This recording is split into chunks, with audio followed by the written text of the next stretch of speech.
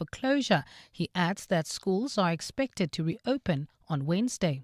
On the advice of the Provincial Disaster Management Centre and the South African Weather Service, a decision has been taken to close all schools in the Western Cape on Tuesday, the 12th of May, 2026.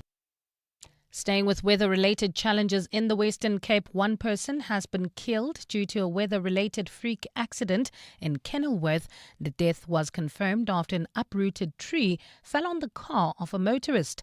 Another motorist was injured in a separate incident when a tree fell on their vehicle in Parow. An orange level 8 warning remains in place as inclement weather conditions continue to batter parts of the Cape, with power outages, uprooted trees and flooding reported. Electricity supply has also been cut off in 38 areas, and persistent heavy rains are delaying repair work. Camry Clark reports. Eskom says towns in the Winelands, Overberg, West Coast and suburbs in the Cape Metro are without power due to the intense cold front. In the Cape Winelands, the Witzenberg area, De Doorns, Toes River, Stellenbosch and Langeberg have been affected by power outages as a second cold front makes landfall. The flooding of low-lying bridges has cut access to areas including Slanghoek, Bonnievale and Lemoenpoort. Cape Winelands Mayor Elna van Schlicht has urged locals to avoid unnecessary travel. In Gouda, a canal is draining into the Kleinberg River, causing water levels to rise. This area is being monitored closely. Cape Town traffic police are dotted across the peninsula where dozens of trees have been uprooted. Fallen trees blocking roadways have been reported on the M3, Wynberg and the CBD. Meanwhile, Gift of the Givers says it's responding to calls for help in multiple flooding incidents across both the Cape Metropole and the Winelands. Camry Clark, Eyewitness News. The NPA claims the two senior police officers arrested for allegedly dealing in illicit precious metals have refused to provide passwords to their electronic devices. Gauteng Hawks head Abraham Kadwa, Crime Intelligence Senior Cop Feroz Khan and businessman Tariq Downs appeared in the Kempton Park Magistrates Court today. It's alleged that in 2021, Kadwa and Khan colluded to interfere with the arrest of Downs after he was allegedly found in possession of gold worth 62,000 rand. Prosecutor Ncebantelwa told the court that some of the accused are refusing to hand over passwords which are needed to access their devices. Bishop, I have just been informed by the investment officer that they are refused to give consent to open their gadgets. That means now the state now has to apply for the warrant, the access warrant. So it's going to now go the other route now. A senior Hawks officer in the narcotics unit says it's humanly impossible to inspect every shipment of cargo coming into South Africa. Gauteng coordinator for narcotics cases at the Hawks, Francois Steyn, has been testifying at the Madlanga Commission about the influx of drugs into the country. Steyn says law enforcement authorities have identified Durban Harbour as the main port of entry for these illegal substances, but Steyn says police can only search containers they suspect to have received a tip that they could be carrying contraband. Port of Durban, on an average day, that time when we had a look at it, deal with, I think, about 4,000 to 4,500 containers a day. So it would make it a task that is not humanly possible to literally check every container. And 2 people evacuated from the cruise ship that is hit by a deadly hantavirus outbreak have tested positive. The 2, an American citizen and a French woman, tested positive after falling ill at the weekend. The cruise ship they disembarked from has been at the center of global concern after 3 passengers died following the hantavirus outbreak. The rare virus usually spreads amongst rodents and has no cure. Health officials have insisted that the risk to global public health is rare and dismissed comparisons to the COVID-19 pandemic. Gold is trading at $4,659.12 an ounce. The rand is at 16.44 to the dollar, 22.37 to the pound, 19.36 to the euro, and Brent crude oil is at $103.89 a barrel. Slow-moving traffic in Irene, Pretoria. This is on Almapius Drive approaching Main Road. Look out for those faulty traffic lights in Kyalami at Kenilworth and Kyalami Boulevard. Also faulty traffic lights in 4 ways, Winnie Mandela Drive and Monte Cassino Boulevard. Vod. In your sport, Mikel Arteta praises the bravery shown by match officials in Arsenal's win over West Ham. Kaizer Chiefs secure CAF Confederation Cup spot with win over Skukune United. And the Bulls Daisies appoint Springbok legend Zine Jordan as head coach. It's a partly cloudy afternoon in Gauteng today. Temperatures have peaked at highs of between 19 and 21 degrees. The top story in EWN this hour. The Western Cape Education Department has taken the decision to close all schools in the province tomorrow as inclement weather continues to batter parts of that province. EWN, in touch, in tune and independent. For the latest, visit ewn.co.za or download the EWN app. Joburg is more than just a city. It's an energy that connects us all. That's what makes this one so special. In 702, Josie My Josie Walk the Talk, hosted by the City of Johannesburg. Enter now on PrimeMediaPlus.com.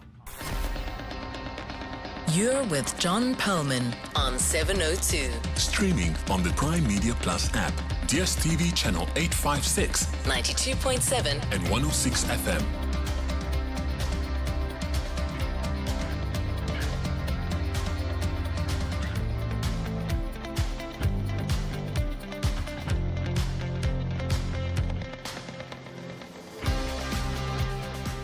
Very good afternoon, everyone. It's 7 minutes past 3 on Monday, the 11th of May. This is 702 Drive with me, John Perlman, wherever you're listening to us in 702 land. Welcome to the show.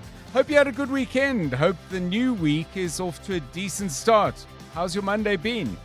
After Friday's momentous Constitutional Court ruling on Phala Phala, Parliament now has a roadmap for the way forward.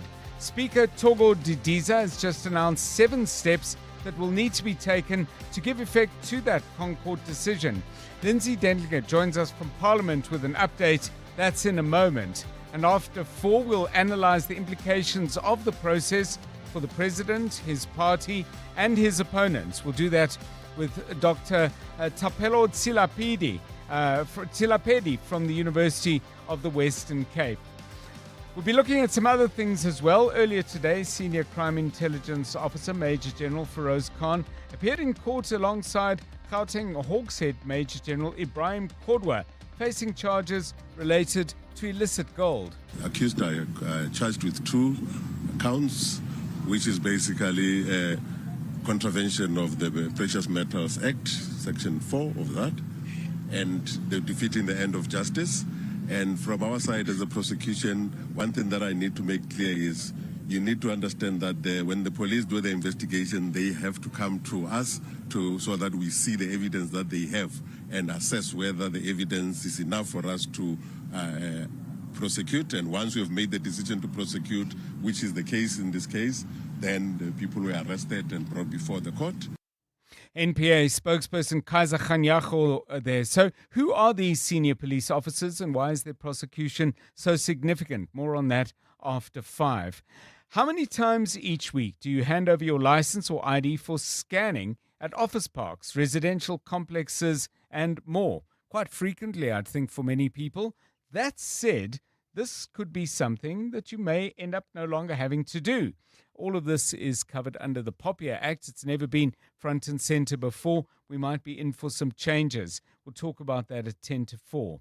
As the weather wreaks havoc in the Eastern and Western Cape, we'll get more details about the impact on flights to Cape Town and other destinations. So far, it seems Cape Town and George, the hardest hit in Cape Town, by the way. All schools closed for tomorrow. And coming up right at the end of the show, but you can start thinking about it now. You know those songs that sound really happy, but actually the subject matter's quite serious and sad. 99 red balloons floating in the summer sky. Panic bell, that's red alert. There's something here from somewhere else. The war machine springs to life, opens up one eager eye, focusing.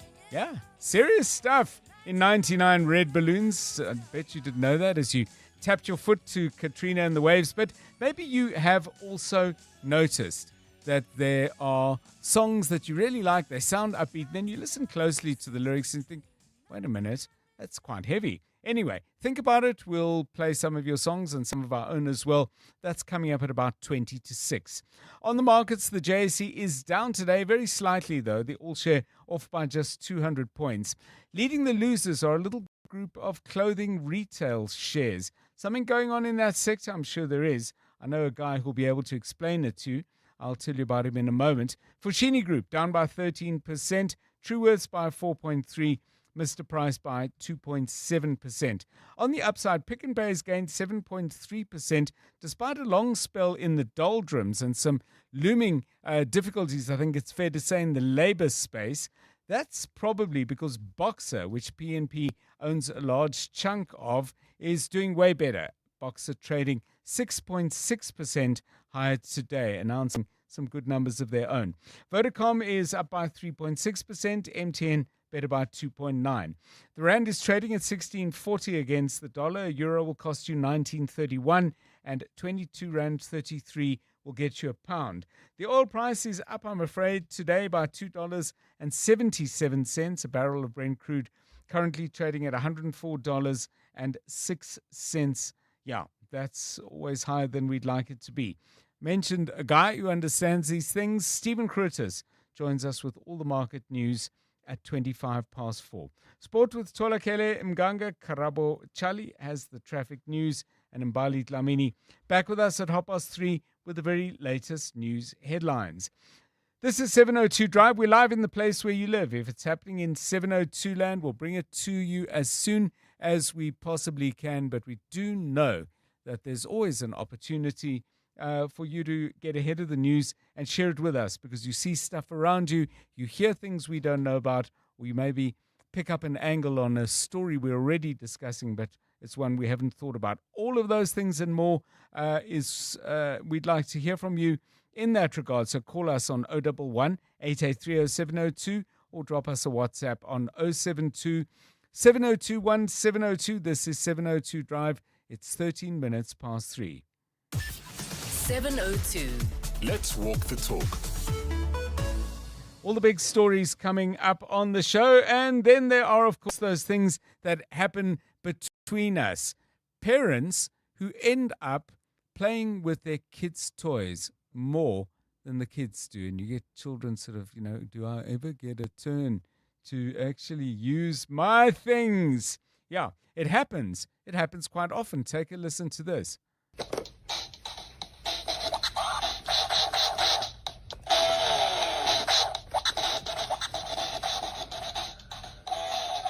You're DJing with a kid's toy? Why not? Why not? I mean, we're all young at heart. My own experience and recollection, by the way, is I think where the adults really boss things, and this is going way back to the 70s, was with a toy called a swing ball. Oh, yes. Swing ball, you had two bats and the thing on a what would you call it? A spiral at the top. Pole in the ground, yes, and then exactly. The spiral at the top. Yeah. I seem to think I had to stand in line for a while to get a bat at the swing ball. Probably not true, but hey, what's wrong with a grudge from your childhood? Is this a thing, Karabo Chali, because you're the one here who's got a younger person in your life, your son? I mean, does he have to sort of tap his feet while you and your mates play with his toys? No, not me. I hardly play with my son's toys, but I've got a friend of mine. There's this friend of mine. Yes. He co-parents, so he doesn't live with his son full time. So to connect or bond or have time together, yes. he plays this particular game called. It's an online game. It's called Roadblocks. Mm-hmm. So it's like a virtual universe where you create your own character, and it's like some city kind of vibes, but then there you interact with people online.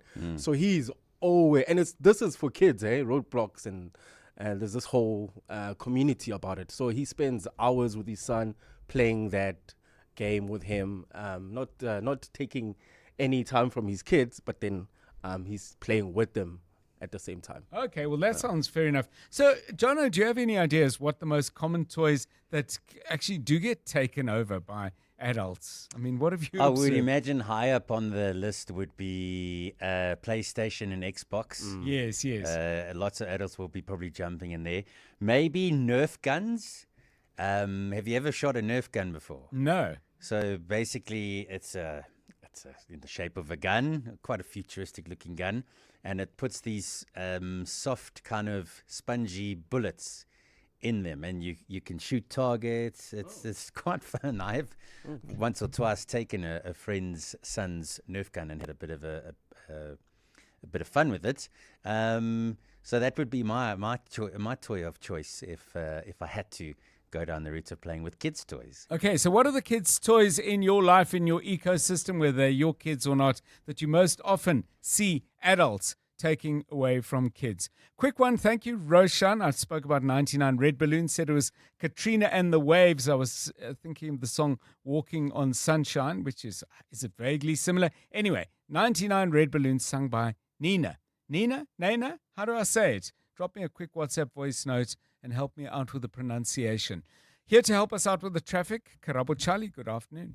Afternoon, John. Not yet busy on our roads. Highways looking pretty good. No serious accidents have been reported. However, if you're in the Irene area, traffic is a bit sluggish. This is on Pierce Drive approaching Main Road. In Claremont, expect some delays on Bremer Street. This is approaching Van der Hof. And look out for those faulty traffic lights in Bryanston, at Bryanston Drive and Main Road, as well as in Four Ways at Winnie Mandela Drive and Monte Casino Boulevard. If you come across any other traffic issues, kindly WhatsApp us on 072 702 1702. You're with John Perlman on 702. Let's walk the talk.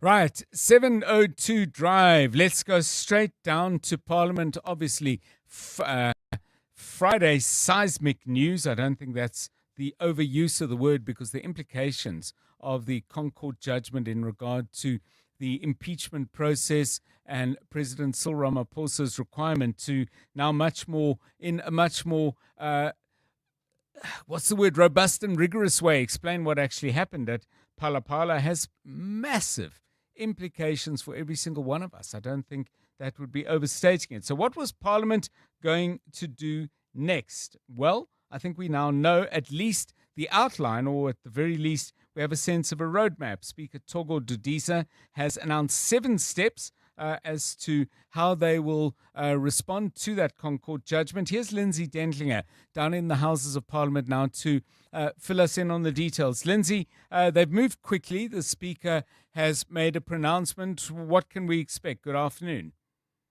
Good afternoon, John. Well, I think she's facing quite a bit of pressure from political parties, not only those wanting to see the impeachment inquiry get off to a quicker start as it possibly can, but, on the other side of the House, there's also at least 2 calls for a motion of no confidence, which is, very different to this particular impeachment process. So the Speaker has, as you pointed out, set out the immediate steps that she's taking. It will ultimately be up to her to convene this committee. It would have to include all 18 political parties represented in the House. So you can imagine that will be a pretty big committee, and probably one of the bigger ones we've ever seen handle any matter in Parliament.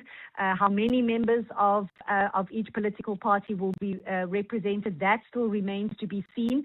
But what she has taken initial steps on is that revised rule that the Constitutional Court recommended to Parliament on Friday, according to which she will I will say republish really the independent panel report, because it was published some years ago when this matter was first before the House, but she will now undertake to do that again. She will again inform the President and send him a copy of that report. And then, of course, she will then have to establish that committee that I've just spoken about. While on the other side, Parliament's Rules Committee will have to look at amending its rules, or the one rule in particular that the Constitutional Court has found to be unconstitutional, John. So, Lindsay, let's go to that committee. Will the numbers on the committee be based on the proportionality that the last election established for Parliament? In other words, would the ANC with more seats have more members? Well, that stands to reason, John. If you look at the rules that, incidentally, that was the EFF's very first impeachment-related matter that it took to court back in 2017, and which prompted these rules to be written. These rules don't state how many members or in what proportion these members have to be on this committee. It only says that all political parties must be represented on this particular committee. And so I would presume if we were to look at previous processes, although we've never had an impeachment inquiry for a president, we have had one for a public protector, that probably the Speaker will consult with parties in some form or manner to determine that proportionality. So just on the face of it, if we were to consider that at least one person from every political party was on that committee, it would already be a committee of 18 people, where by and large, parliamentary committees have about 11 to 12 members on a committee. So, and if we were then to go on proportionality, we can just imagine how big this committee could swell to if we were to work that out proportionally. But of course, there are smaller political parties in Parliament that only have 1 or 2 seats. And we know in the past that there has always been a bit of an issue when it comes down to the vote, whether they have an equal voting power to, say, for example, a political party that has 4 or 5 seats. Is there any timeline established yet, or am I being way too premature in my question that perhaps the logic is the committee sits, the committee works that out, the Speaker wouldn't pronounce on that? So again, the rules don't prescribe, a period for this. The only time frame that's prescribed in the rules was the time that it takes from an independent panel report to be handed to the Speaker, and the 30 days that she has to pass that on to the National Assembly. But that ship has sailed long ago, and it doesn't apply to this process. So there's no timeline prescribed. One would think that she wouldn't want to drag her feet too long for fear of repercussions on herself. The court has also not prescribed a time frame on her, but then we've also got to consider the season of the year that we're in Parliament. This week, the budget votes begin.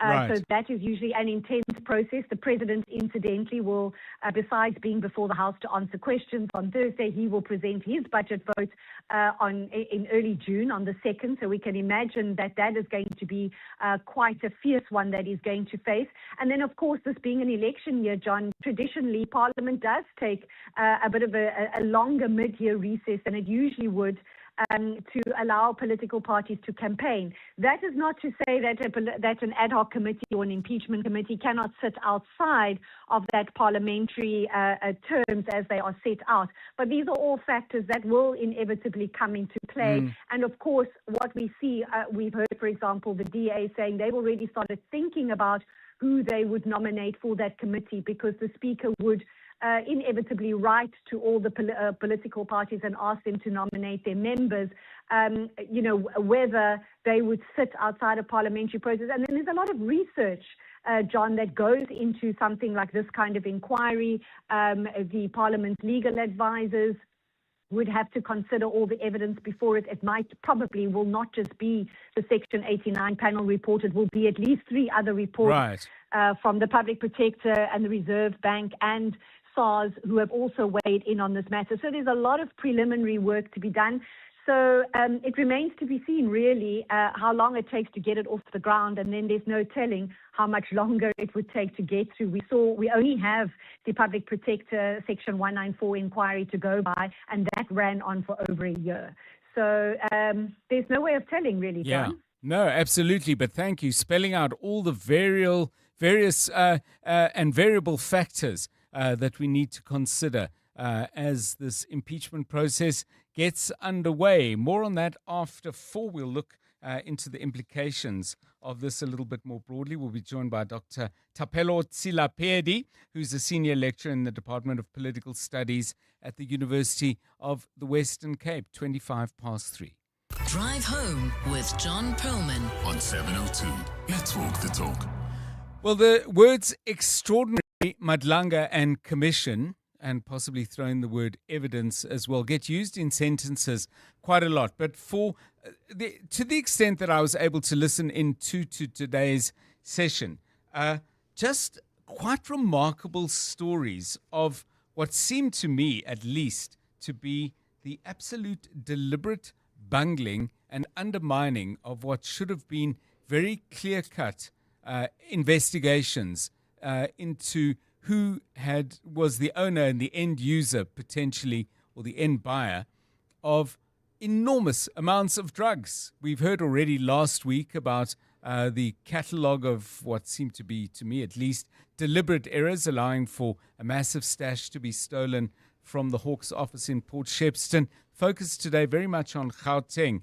And yeah, so much is coming out about the way in which this country has been dealing through its police with the drug scourge that has afflicted South Africa and many, many families in this country. Giving evidence today, Colonel Francois Steyn, Gauteng Hawks coordinator, I believe, and watching closely as always, Thabiso Gorba. I mean, I don't know where you're going to start, Thabiso, because there was so much from the bit I saw to talk about, probably way more given how much more closely you've been watching it. But it does sound absolutely scandalous. I don't know if it's corruption or ineptitude or both.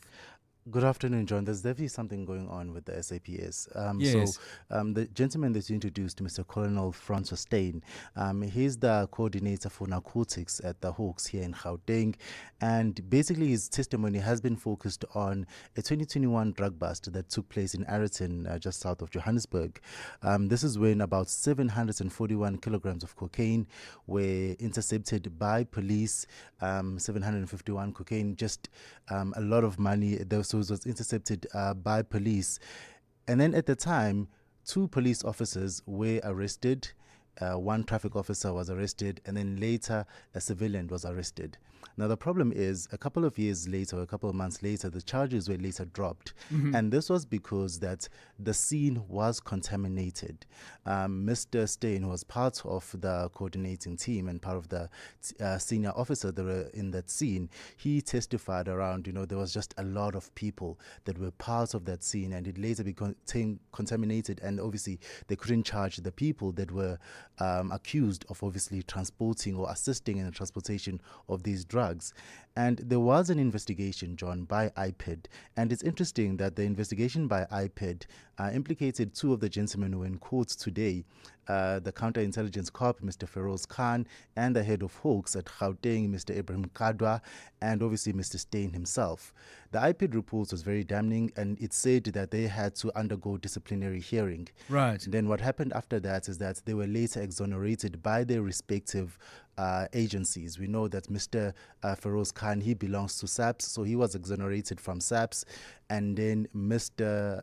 Kadwa and Mr. Steyn and 2 other Hawks officers, they were later also exonerated by their own internal agencies, despite the fact that IPID had found some reasonable suspicion that they may have obviously led to the fact of those charges being dropped in terms of their conduct.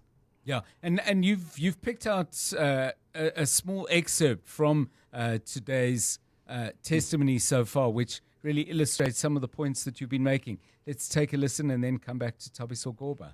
I understand the reason for moving it because of the concerns that were raised at Boyson's, and then this was the place that was identified as being very safe. But it is a breach of protocol, is it not, to take it to the college? I would concede to that, yes. But, and even if the motive is for the purpose of protecting... I had to take a decision in an effort to try and mitigate further risks to the exhibits, and hence my decision to take that move out of protocols. And I suppose for me, the question is, it's so important, the protocols, right? Because when there's a breach, it sort of allows for problems to creep in. Yes. And it's not ideal that the drugs had to be moved out of an SAP 13 register. What is the solution to this? Enhance the storage capability at forensics. Yeah, I mean, so much of this has been about the treatment of evidence, the people actively blocking the search and seizure operations, and so on. But Thabiso, just for perspective, what actually happened here? Because evidence can go missing, I would think, when it gets moved around like that. Yes, so the audio we played is Mr. Francois Steyn talking about how he broke protocol himself by moving the cocaine without obviously following the necessary steps. And what he explained is that when they confiscated this cocaine, it was initially kept at the Boysen police station. However, John, you remember the confiscation happened in July 2021. Yes. And if you remember, during that time, there was something called the unrest in the entire country. So keeping any sort of large stash of cocaine at a police station was very unsafe. So Mr. Steyn said he has to break protocol and remove that cocaine. He then moved it to a training college at the SAPS in Pretoria, and from then he moved it to a lab again in Silverton in Pretoria. And unfortunately, that last year, John, there was a situation where when they went back to check, they found about 136 kilograms of that cocaine is now missing and unaccounted for, and 136 kilograms of cocaine has about a street value of 54 million rand. So now, as I stepped down here to come and speak to you, they were just speaking around that, about that missing cocaine. As you've said, John, we've spoken about the cocaine that was stolen in KZN, and now it seems that there's another issue here. Quite extraordinary. I mean, and there's more to come because, in fact, my understanding, thank you, Tabiso Gorba, covering that for EWN and, of course, for all of our shows as well. But what's just extraordinary is I think for the rest of this week, they're going to be focusing on drug enforcement-related criminality within the SAPS. And then, by the way, after Friday's session, the Madlanga Commission breaks for a couple of weeks. I think it's about 10 days of potential hearings where they have to write up their second interim report. 28 minutes to 4. So, flying is going to be difficult if you're heading for the Western Cape. Mbali Dlamini has the latest news from the Airports Company. Good afternoon. Thanks, John. Good afternoon. Airports Company South Africa has warned travellers making their way in and out of the Western Cape of some delays and disruptions. AXA says inclement weather is impacting flights at the Cape Town International Airport and at the George Airport. Although both airports are open and operational, flights may be delayed, diverted or cancelled on account of the storm. AXA says operations are being closely monitored. Spokesperson Offense Dijwe is urging passengers to consult the AXA mobile app for further information. Passengers are advised that flights may be delayed, diverted or cancelled as a result. Despite the inclement weather, both Cape Town International Airport and George remain open and operational. An orange level 8 warning remains in place as inclement weather conditions continue to batter parts of the Western Cape, with power outages, uprooted trees and flooding reported. As a result, the Education Department has also ordered the closure of all schools in the Western Cape tomorrow. The EFF says it will legally challenge any new plans by President Cyril Ramaphosa to apply for a judicial review of the Section 89 panel report, which suggests he should face an impeachment inquiry. This is over the 2020 theft of millions in foreign currency on his Palapala farm in 2020. The party says such a move by Ramaphosa should be viewed as an attempt to frustrate and delay a parliamentary inquiry. Lindsay Dentlinger reports. In a second victory for the EFF on the matter of presidential impeachment, Friday's court ruling puts the ball back in the Court of Parliament to establish an impeachment committee without delay. The EFF says if reports are true that President Cyril Ramaphosa is once again mulling over a judicial review of the independent panel's findings, it would demonstrate a profound disrespect not only for Parliament but the judiciary and the constitutional order. EFF leader Julius Malema addressed the matter while speaking to the party's student command today. There's no delay we are going to accept. We are going to deal with this matter as an urgent matter. Malema says President Ramaphosa should not seek to be shielded from accountability by approaching the court. Even if he takes it to court, we are going to join that court. And we are going to say to the court, this matter is of national importance. Malema says the party is more interested in Ramaphosa's testimony than how an impeachment vote may pan out. Lindsay Dentlinger, Eyewitness News. City Power has apologized to customers affected by delays in resolving outages in areas serviced by the Lenasia Service Delivery Centre. Yesterday, residents protested blocking access to the facility. They are opposed to the utility's electricity normalisation program aimed at addressing illegal connections. Spokesperson Isaac Mangena says power will only be restored as soon as that issue is resolved. Customers who purchase the required 200 rands electricity allocation will be verified on Monday, the 11th of May, and only then will City Power also be able to check the registration status of those who applied for the free basic electricity program. Once verified and meter installations are concluded, City Power will proceed with the normalization and livening up of the 2 transformers in the area. And in the US, the New York Times has made an exciting announcement for game show fans. The newspaper is turning its hit game, Wordle, into a television show. Wordle gives players 6 chances to guess a random 5-letter word using green, yellow and grey tiles to help them solve the puzzle. It was launched by software engineer Josh Wardle in 2021 and quickly grew in popularity. The game show version, which will air on NBC next year, will see teams of players going head-to-head to win cash prizes. Well, it's a partly cloudy afternoon in Gauteng today. Temperatures have peaked at highs of between 19 and 21 degrees. Traffic heavily backed up in Claremont, Pretoria. This is on Bremer Street, approaching Van der Hof, and in Irene. There's also slow-moving traffic on Nalmepius Drive, heading towards Main Road. The top story in EWN, Airports Company South Africa has warned travellers making their way in and out of the Western Cape of some delays and disruptions due to stormy weather conditions.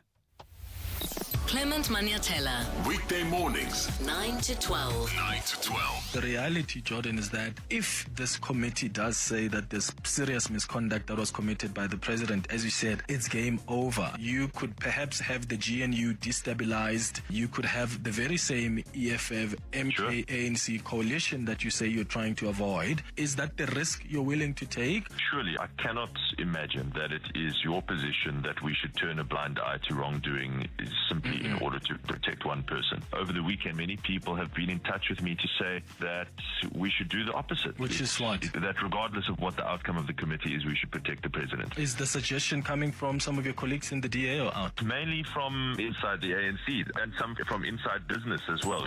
Clement Maniatella. 9 to 12 on 702. In business, missed deliveries cost more than money. Go Girl Logistics is South Africa's 100% black female-owned Level 1 Triple BEE powerhouse, delivering secure, time-sensitive transport for parcels, cold chain cargo, and compliance waste.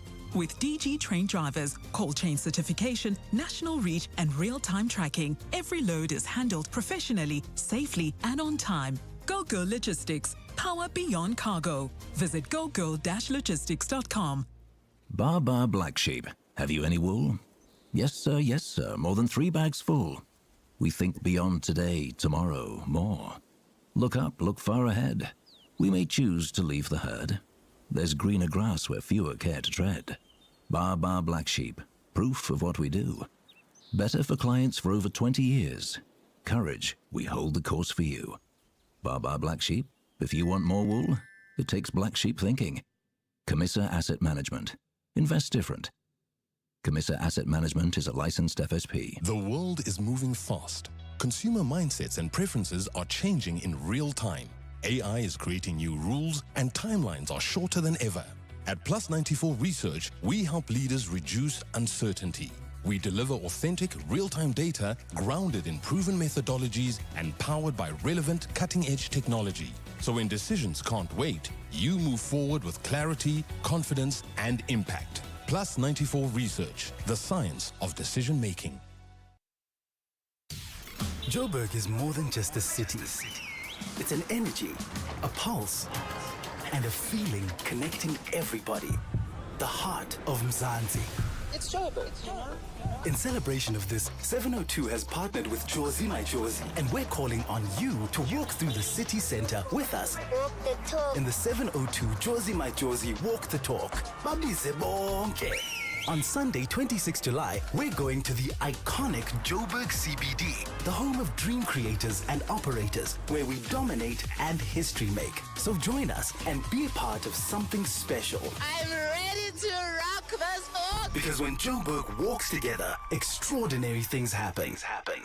Enter now on primemediaplus.com and get ready for 702 Josie My Josie Walk the Talk this July, hosted by the City of Johannesburg. Walk with the people, for the people, for our Josie. Bamise bonke. Enter Walk the Talk now on primemediaplus.com. 702. WhatsApp John On 072 702 1702. Hi, John and the 702 family. Speaking of kids' toys that adults can play with, I think on top of that list should be remote-controlled cars. I know because I play with one of my kids' toy cars. Hi, John. Celeste here. My choice would definitely be the Nerve Can. It's such fun. I enjoy taking that from my grandchild. And then the other toy would be my son-in-law. He loves my grandchild's PlayStation 5. Yeah, so, wow, he just takes over. Yeah, that's my piece. Thanks. Lovely show. Bye. Yeah, thanks. The question we asked a little bit earlier, if you did miss it, was simply this. Toys that are meant for the kids in your life, be they friends' children or your children or grandchildren or whatever it is, where the kids sometimes have to, maybe assert themselves a little, whether successfully or not, because the adults around them are having such fun playing with them. So what are those toys, and how do they often, or sometimes at least, end up being a little bit more dominated by the adults than they should? Give us a ring on that. 011 883 0702. We thought we'd ask this on a Monday because many of you would have had that experience, I would think, over the weekend. 18 to 4. EWN Sport. Tola Kelly Mganga, lots and lots of football happening, lots and lots to talk about. Good afternoon. Afternoon, John. And Mikel Arteta has praised the bravery shown by match officials, having ruled out West Ham's dramatic late equaliser in Arsenal's 1-0 Premier League win. That's after Callum Wilson thought he had rescued a point in the 95th minute, but after a lengthy VAR check, it was decided that striker Pablo had his arm across David Raya, leading to the goalkeeper fumbling the initial delivery.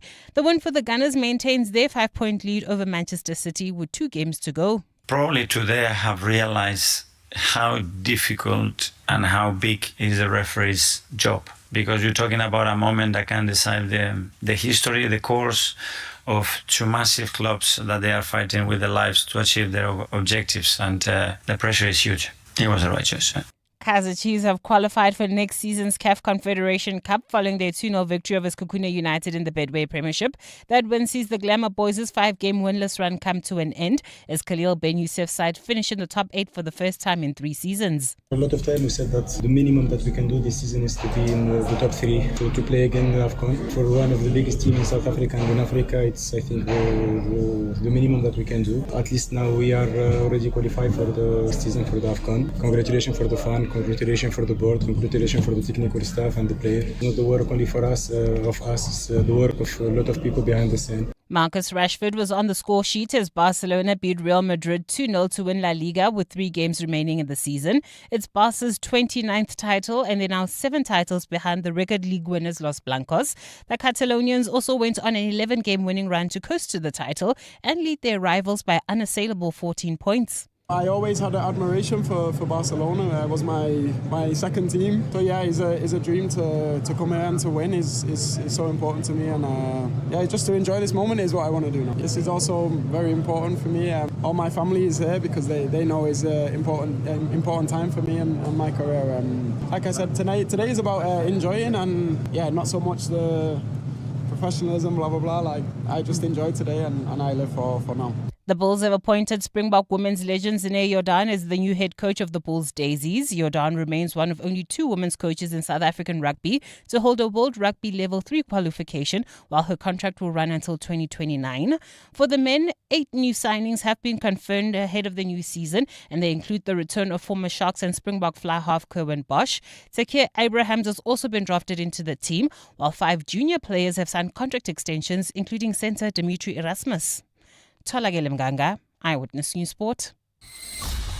EWN Traffic.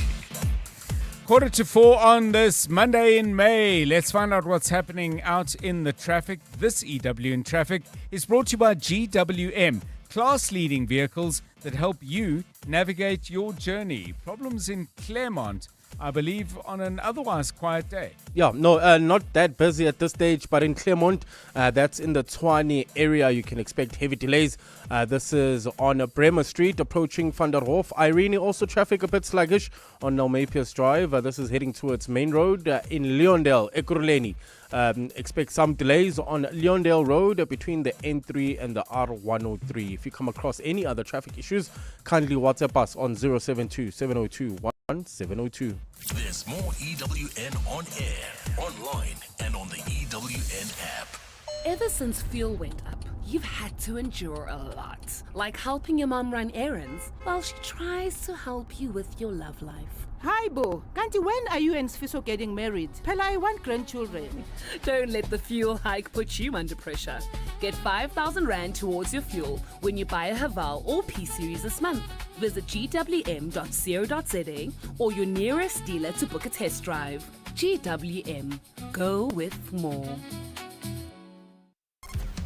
You're with John Perlman on 702. Let's walk the talk. Still to come on 702 Drive, we are going to be taking a closer look at what's happening in the Gulf. It's a story we haven't covered for quite a while now, but the latest news is US President Donald Trump has called Iran's response to their proposal for trying to solve this particular conflict totally unacceptable. Those 2 words in quotes. And then, of course, with that word coming out of the White House, an escalation in the response and the rhetoric coming out of Tehran. So it seems like this is all getting awkward again, and difficult and dangerous and potentially bloody, that the war might escalate despite a relatively well-observed ceasefire. So we're going to talk about that a little bit later. In fact, at 10 to 4 with Professor James Kerr-Lindsay, who often joins us to analyze all of this. 702 Drive, it's 13 minutes to 4. John is on X. At John Perlman. So, Tolakela, I don't know if this has ever affected you in your life, or it's something that comes up when you've got young kids around, either family members or friends or whatever. Adults who are so enchanted with and captivated by the toys that kids have that they say, "Oh, can I have a turn?" And then, you get kids probably starting to cry because eventually they cannot shift Uncle John off the couch and get that thing out of his hands.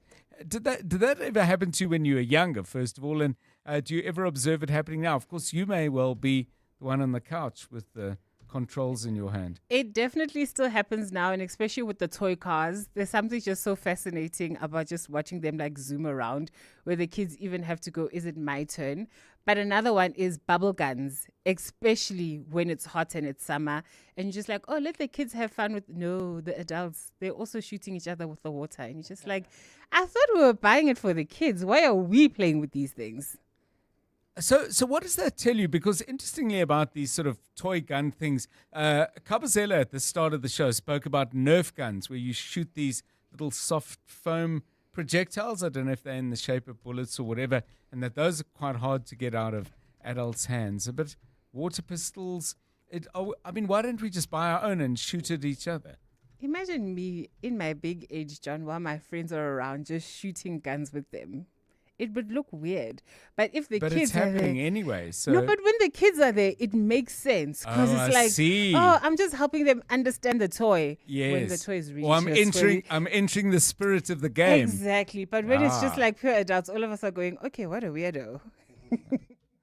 Toys that get bought for children in your life that you cannot get out of the hands of adults, causing all sorts of drama and unhappiness. But as Tola Keller rightly said, if we said, why don't I just buy you your own? No.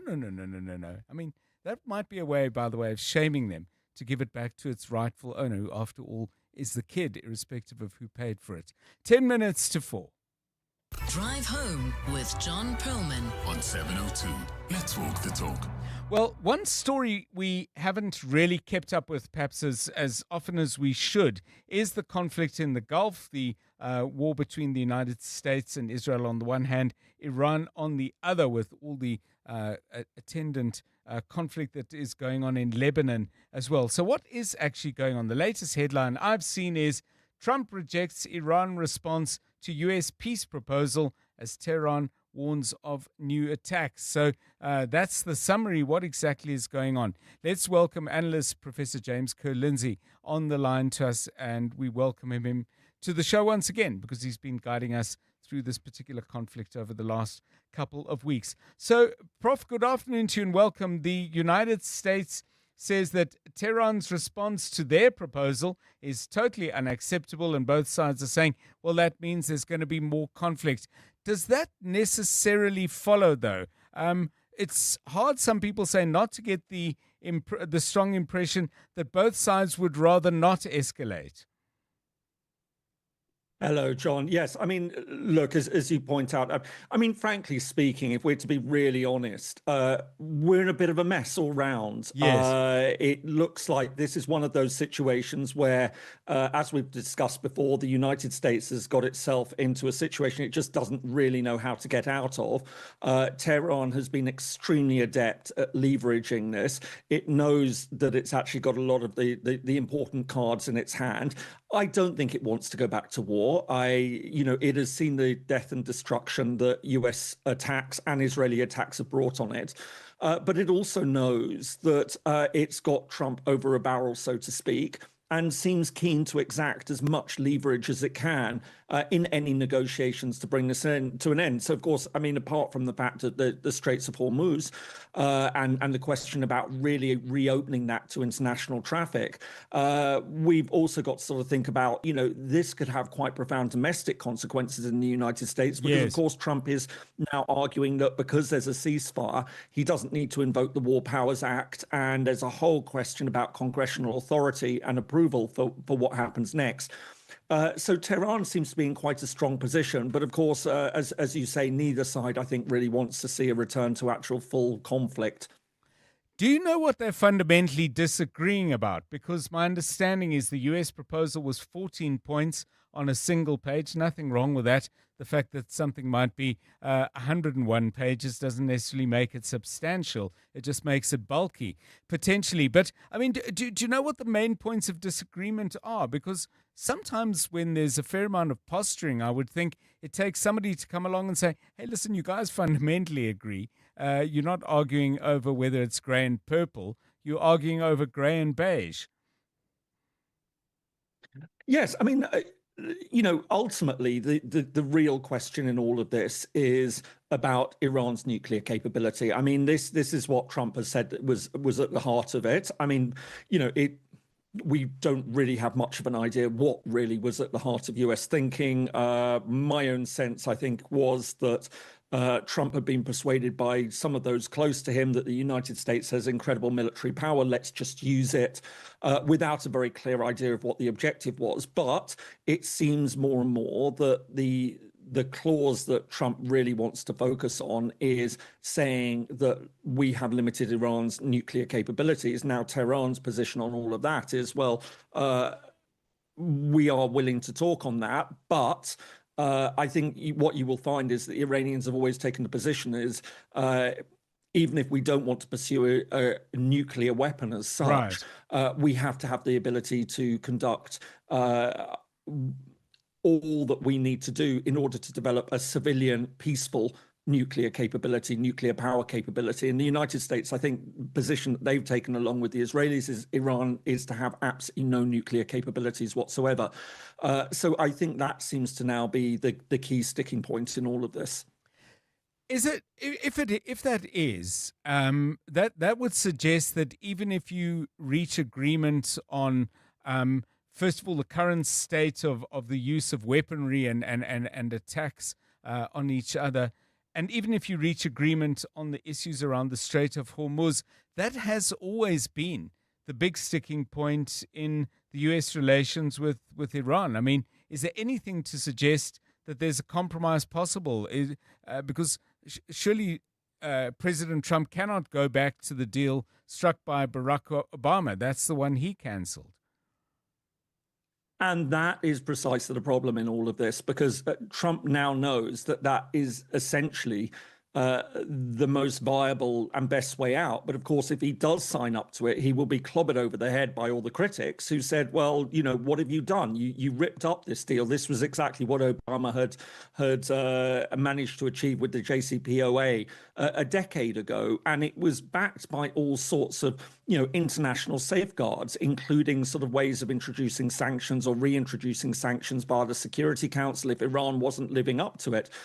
And so I think Trump is faced with this absolutely humiliating situation that if he goes back to that deal or anything that looks like it, everyone will have said, well, what have you done? All you've done is sort of got us back to square one for a deal that you said was absolutely terrible in the first place.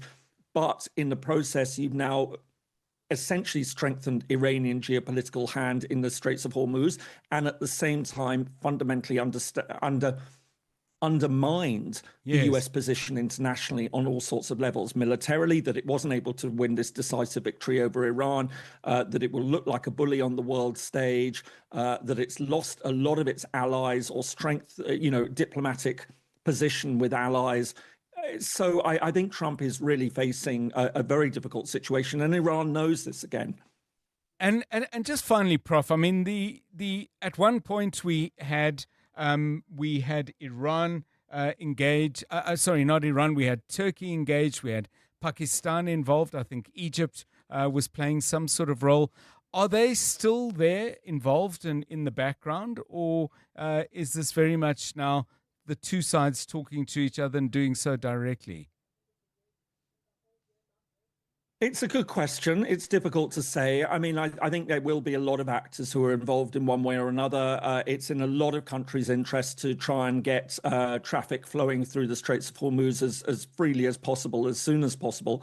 I mean, obviously, Pakistan seems to be very closely involved in all of this. But again, I think, there will probably be various countries that will try to be actors, interlocutors, and trying to get the point across to both sides that, look, some sort of deal needs to be struck. One interesting thing, I think, that is also worth highlighting in all of this is that whereas this is doing a lot of damage to ordinary consumers in many countries who are facing higher prices, I was just reading a very interesting study that sort of said that, look, in certain key areas, so oil and gas companies, major banks, defense contractors, renewable energy companies are all facing massive growth in profits from all of this. So, while a lot of people are going to be suffering the hardships from all of this, there are also a lot of economic sectors which are doing rather well out of this prolonged uncertainty. Thanks so much, Professor James Kerr-Lindsay. A great overview of where we stand currently on that war in the Gulf. 2 minutes now to 4 o'clock. The Midday Report with Mandy Wiener. The Midday Report at its heart is a current affairs show, but it really is a show about everything you need to know about and everything you didn't know you needed to know about. Our listener is sharp, plugged in, curious, has developed opinions, but is still open to learning new things. My favorite part is how witty, sharp, and funny our listener is. What we cover every day is breaking news, current affairs, politics, the courts, global developments, science, education, popular culture, sports, books, and of course, good things too. I like to think of it as a lunchbox with a little bit of everything. What I love about 702 Land is that it is full of energy. There's always something happening, a developing story to follow. But it's not parochial. The 702 family cares about what is happening in the world around them and how we plug into that. The Midday Report with Mandy Wiener. Weekdays from 12 to 1 p.m. Corporates That Care promotes and encourages corporate leaders and all citizens to walk the talk for a better South Africa. Catch Corporates That Care this Wednesday at 10 to 9, featuring Proconics. The GCEO, Melvin Jones, will be in conversation with Bongani Bingwa. And join us every Wednesday as we highlight the efforts of companies and brands dedicated to building our country. Corporates That Care is a Prime Media Cares initiative with 702 and Prime Media Outdoor. 702, let's walk the talk and make a difference together. Let's hear from Dr. Armand, owner of Monument Dental, why it pays to switch to OutSurance Business Insurance. It was one call and I was covered immediately. We are very happy with the premium we're paying. I wish I did it sooner. For dentistries, general medical practices and all other businesses, get a quote today and see why it pays to switch to OutSurance Business Insurance. Visit outsurance.co.za or call 08600 60,000 today. Licensed insurer and FSP. TCs and information online. All roads lead to the East Coast as thousands gather in the metropolitan jewel of KZN Durban for Africa's Travel Indaba 2026. And tomorrow, from 1 p.m, 702 afternoons with Relebogile Maboja will be live from the Durban ICC with Durban Tourism. From stimulating the local economy to further positioning Durban as a top destination, we're bringing you all the news and views in the business of travel and tourism. So catch 702 afternoons with Relebogile Maboja live from Africa's Travel Indaba 2026 with Durban Tourism on 702. This is EWN. The National Assembly to establish an impeachment committee, and severe weather forces schools to close in the Western Cape.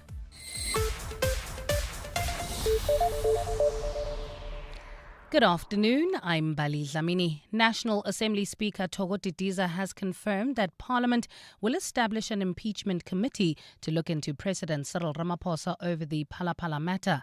Last week, the Constitutional Court overturned Parliament's controversial handling of the saga. The court declared parts of Parliament's impeachment rules unconstitutional as well as invalid. Didiza has announced immediate steps to take, which include a republishing of the 2022 Section 89 report in the Parliamentary journals and presenting a copy to the President. Lindsay Dentlinger has more. In line with the House rules, Speaker Thoko Didiza will have to establish an impeachment committee comprising all 18 parties represented in the House. She will get to decide how many members from each party will sit on the impeachment committee, which could make it one of the biggest committees to ever sit in Parliament. Parliament will also have to amend the rule found to have been unconstitutional by the Apex Court that allowed the ANC majority in 2022 to block an impeachment inquiry, as spokesperson Moloto Matapo explains.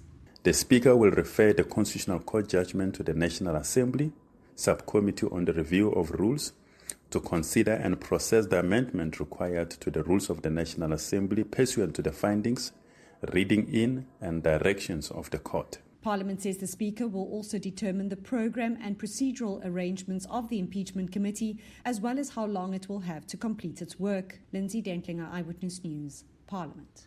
The Western Cape Education Department says while it will closely monitor weather conditions, it intends to reopen schools on Wednesday. This afternoon, the department took the decision to close all schools in the Western Cape for tomorrow. Education MEC David Maney says while the default position is to keep schools open, the department is mindful of the severity of the current situation. He adds that the recommendation was made by Provincial Disaster Management together with the South African Weather Service. We will continuously monitor and evaluate the situation to ensure that schools can reopen as soon as possible, which is currently expected to be on Wednesday, the 13th of May, 2026. While an orange level 8 warning remains in place in the Western Cape as inclement weather conditions continue to batter parts of the Cape with power outages, uprooted trees and flooding reported. Electricity supply has been cut off in 38 areas and persistent heavy rains are delaying repair work. Police have described the arrest of two of its senior officers as disappointing. The officers have been implicated in attempts to bury a criminal case involving a businessman allegedly found in possession of illicit gold. Gauteng Hawks head Ibrahim Kadwa and head of counterintelligence Feroz Khan appeared in the Kempton Park Magistrates Court today on charges linked to the alleged dealing in precious metals. In May of 2021, businessman Tariq Downs was found with a gold bar valued at 62,000 rand at the OR Tambo International Airport, where he allegedly claimed to be an undercover police officer. The state alleges that Kadwa and Khan confirmed that Downs was a police agent, despite SAPS having no record of him on his database. Alpha Ramshwana was in court. The state alleges that Feroz Khan confirmed he was aware that businessman Tariq Downs was in possession of gold and claimed it formed part of an undercover mission. However, the officer on duty refused to release Downs, after which Gauteng Hawks head Ibrahim Kadwa was brought in and is accused of ordering Downs' immediate release. The prosecution further claims that Kadwa instructed officers not to open a police docket. Police spokesperson Athlenda Mate says these actions amounted to an attempt to suppress a criminal case. So I think this is really a demonstration that the SAPS is committed to rooting out wrongdoing within our ranks. Both Kadwa and Khan have been implicated at the Madlanga Commission for alleged ties to criminal elements.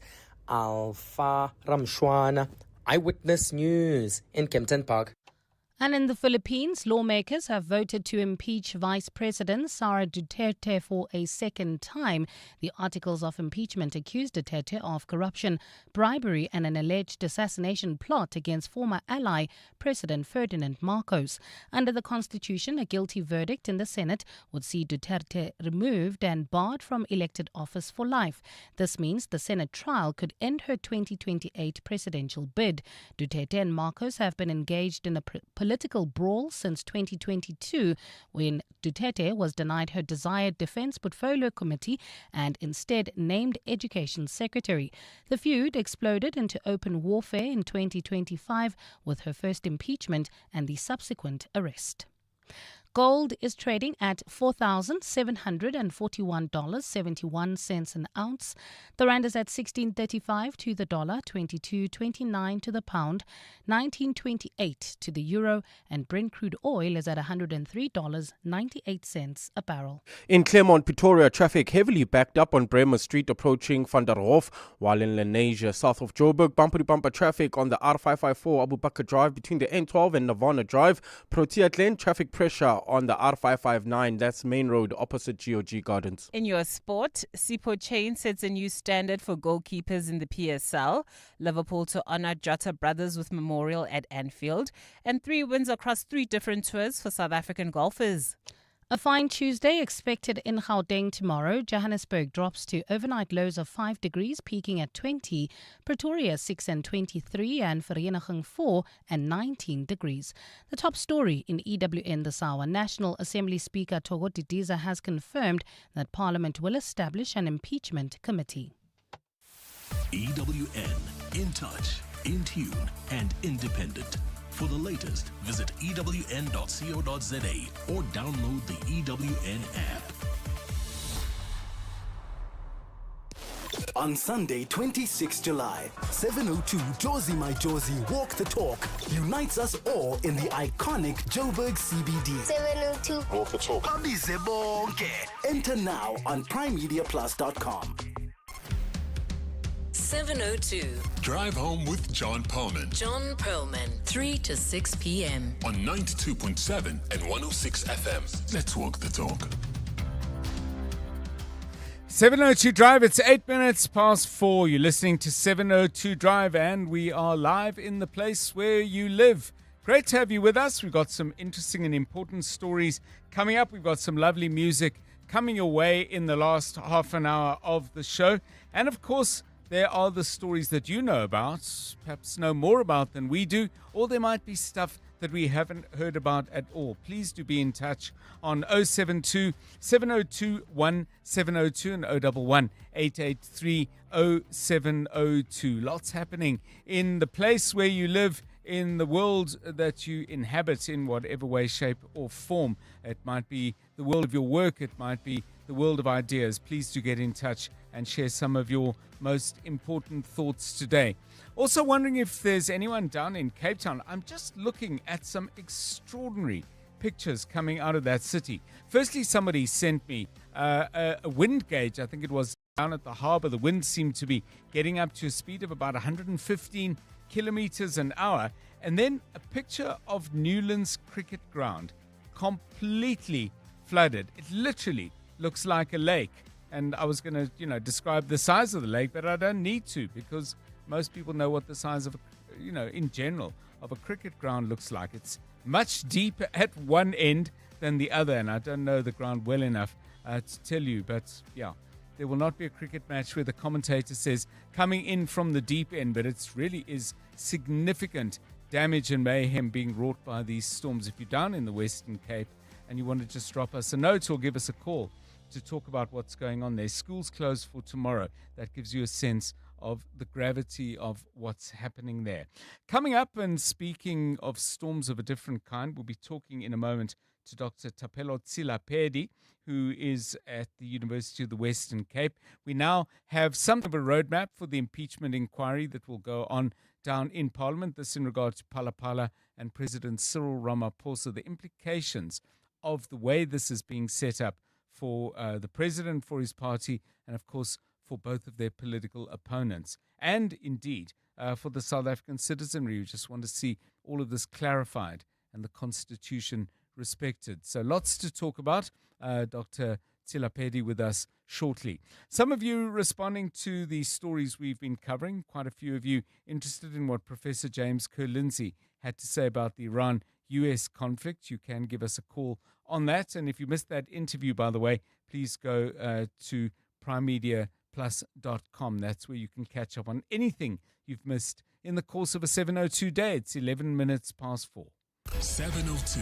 WhatsApp John on 072 702 1702. Good afternoon, John and the listeners. This war between the USA and Iran, I was just listening to a professor who was trying to break it down and explaining that the USA is intentionally escalating this war because, according to him, if you combine the oil reserves, which are proven between Venezuela all the way to Greenland, you have the world's most oil reserves. And so if you further disrupt the flow on the Strait of Hormuz, if you encourage tension in that area, then the demand for American oil or the Western Hemisphere oil will also increase. So this could be Trump's way of trying to save the very declining and weakening dollar. Tandanani in Boksburg. Yeah, thanks for that, Tandanani. I mean, the difficulty, and you make very interesting points, but the difficulty with looking for single causes for things is that there are other factors that then weigh in. For example, let me just illustrate what I'm saying with one point. Oil. Yes, America has oil, but Americans don't get a special price on oil because America has oil. Oil is an international commodity, and unless there's some other way of subsidizing the fuel price in the United States, they end up being affected by rising prices the way we do. Now, that may be good for oil companies, and that could be good for people who perhaps have put money into the Republican Party. Where it's not good for either the president or the Republicans is if that rising fuel price sufficiently raises levels of dissatisfaction and unhappiness in that country. Well, they've got elections coming up in November. It's a way off, but it's not that far off, and they may find themselves voted out in key areas in what they call the midterm elections. So, yeah, complicated, messy. 13 minutes past 4. EWN Traffic. Right, let's get the very latest from out on the roads. Claremont was a problem area before. I don't know if it's got better there or worse Karabo Charlie has all the latest. Good afternoon. Afternoon, John. Yes, we still have heavy delays. This is in the Claremont area, Pretoria, on Bremer Street, approaching Van der Hof in Lenasia, south of Joburg. Bumper-to-bumper traffic on the R554 Abu Bakr Drive. This is between the N12 and Nirvana Drive, Protea Glen. Also, traffic pressure on the R559 Main Road. That's opposite GOG Gardens. Peak hour traffic driving through the Joburg CBD. You can expect some delays on the M1 southbound between Killarney Benz and the Crown Interchange. Also traveling towards Germiston. There's heavy delays. This is leaving Alex, heading towards Germiston N3 southbound from Modderfontein Road all the way to Van Buren. If you come across any other traffic issues, kindly WhatsApp us on 072 702 1702. There's more EWN on air, online, and on the EWN app. You're with John Perlman on 702. Let's walk the talk. So we have something of a roadmap. It's not entirely detailed. If you stay with the roadmap analogy, for example, we don't know how far it is from A to B. But I think we get the general idea that the report will be republished. It will be made available to everyone concerned with the inquiry. It will be made available, obviously, to President Cyril Ramaphosa and his legal team. And then a committee will need to be formed. The requirement for that committee, by the way, is that every party that has representation in Parliament must have at least one representative on that committee. So that's a minimum of 18 people. That's a big committee, but often with parliamentary committees, representation is also based on the extent to which they have seats in the House. So you would assume the ANC, the MK party, the DA, and other larger parties would get more seats, as would the EFF that has brought us to this point alongside the ATM by bringing the matter to the Concourt in the first place. So what should we be looking out for? What are going to be key indicators of how this is playing out politically? Dr. Tapelo Tsilapidi is a senior lecturer at the Department of Political Studies at the University of the Western Cape and joins us now. Doctor, welcome and thanks very much for giving us your time on 702 Drive. Clearly, there's going to be a lot of political arm wrestling, I would imagine, as the committee is put together, an evidence leader is chosen, and procedural decisions are made. What should we be looking out for? I mean, for example, would the chair of the committee give us a signal as to the kind of balance of forces as they prepare for this crucial hearing? Hi, no. Thank you for the invitation to this conversation. Look, I think it's going to be quite interesting looking at the judgment that has been made and the political spin-offs from there, at least for opposition parties.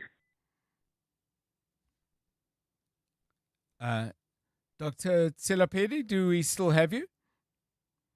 Just lost the sound there. Let's just see. Okay. We're just going to re-sort out that line and get Dr. Tapelo Tsilapedi back, joining us from the University of the Western Cape.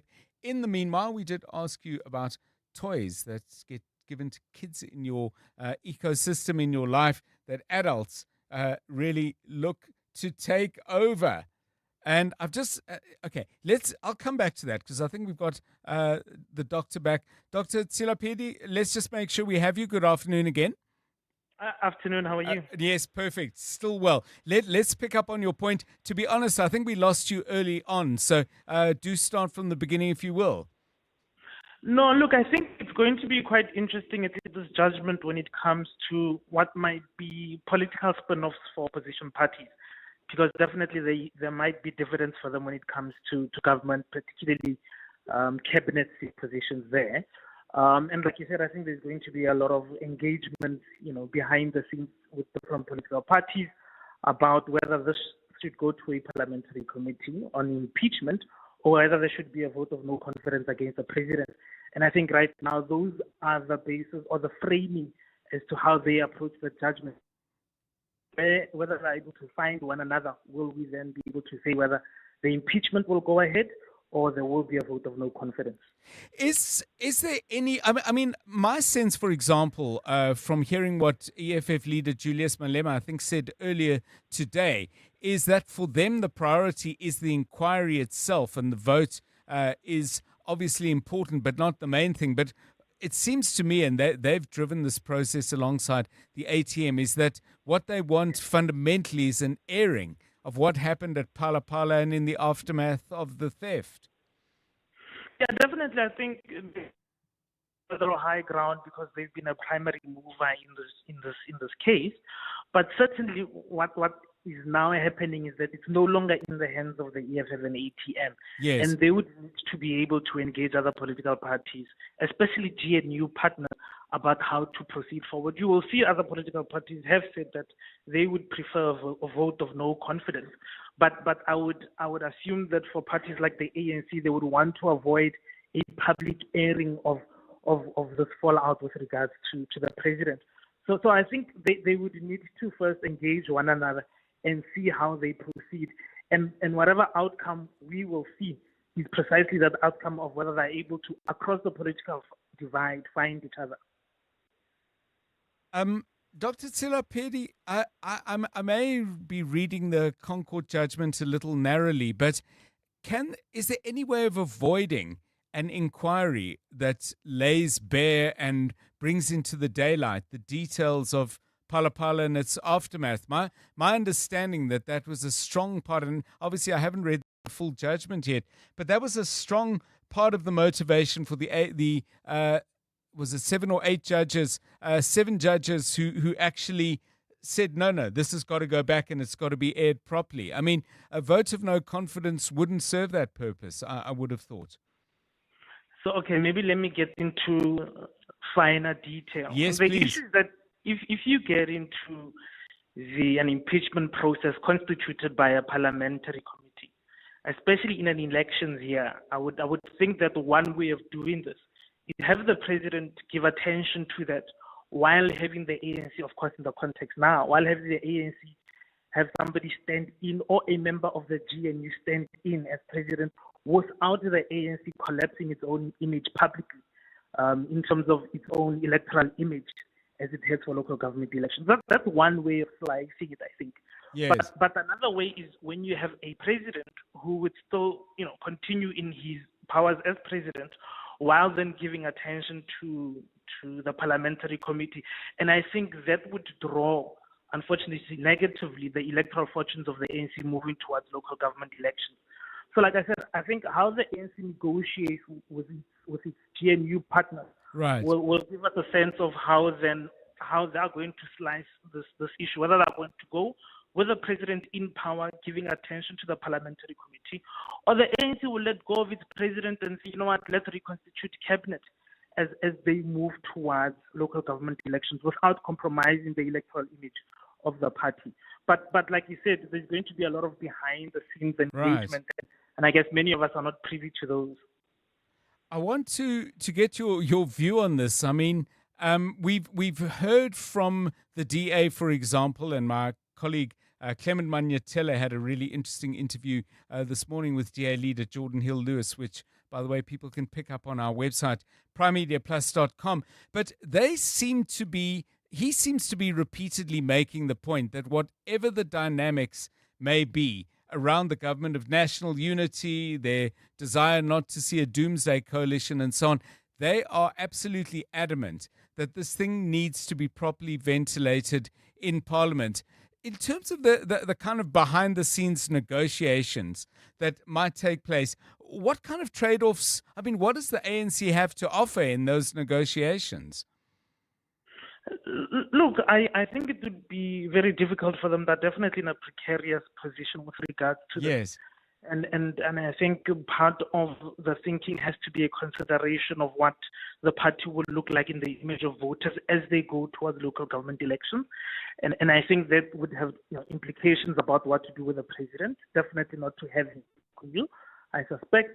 But it will also have to consider that airing all of these things out in public, as it will inevitably happen, would compromise the image of the ANC. For a long time, the DA has been saying that they are not going to compromise the GNU. They are going to support the president on this matter for quite a while. They've been saying that through Helen Zille. But of course, there's a new leadership in the DA, and I think we'll have to see to what extent they are willing to hold on to that agreement, given the details that will inevitably come from the Parliamentary Committee.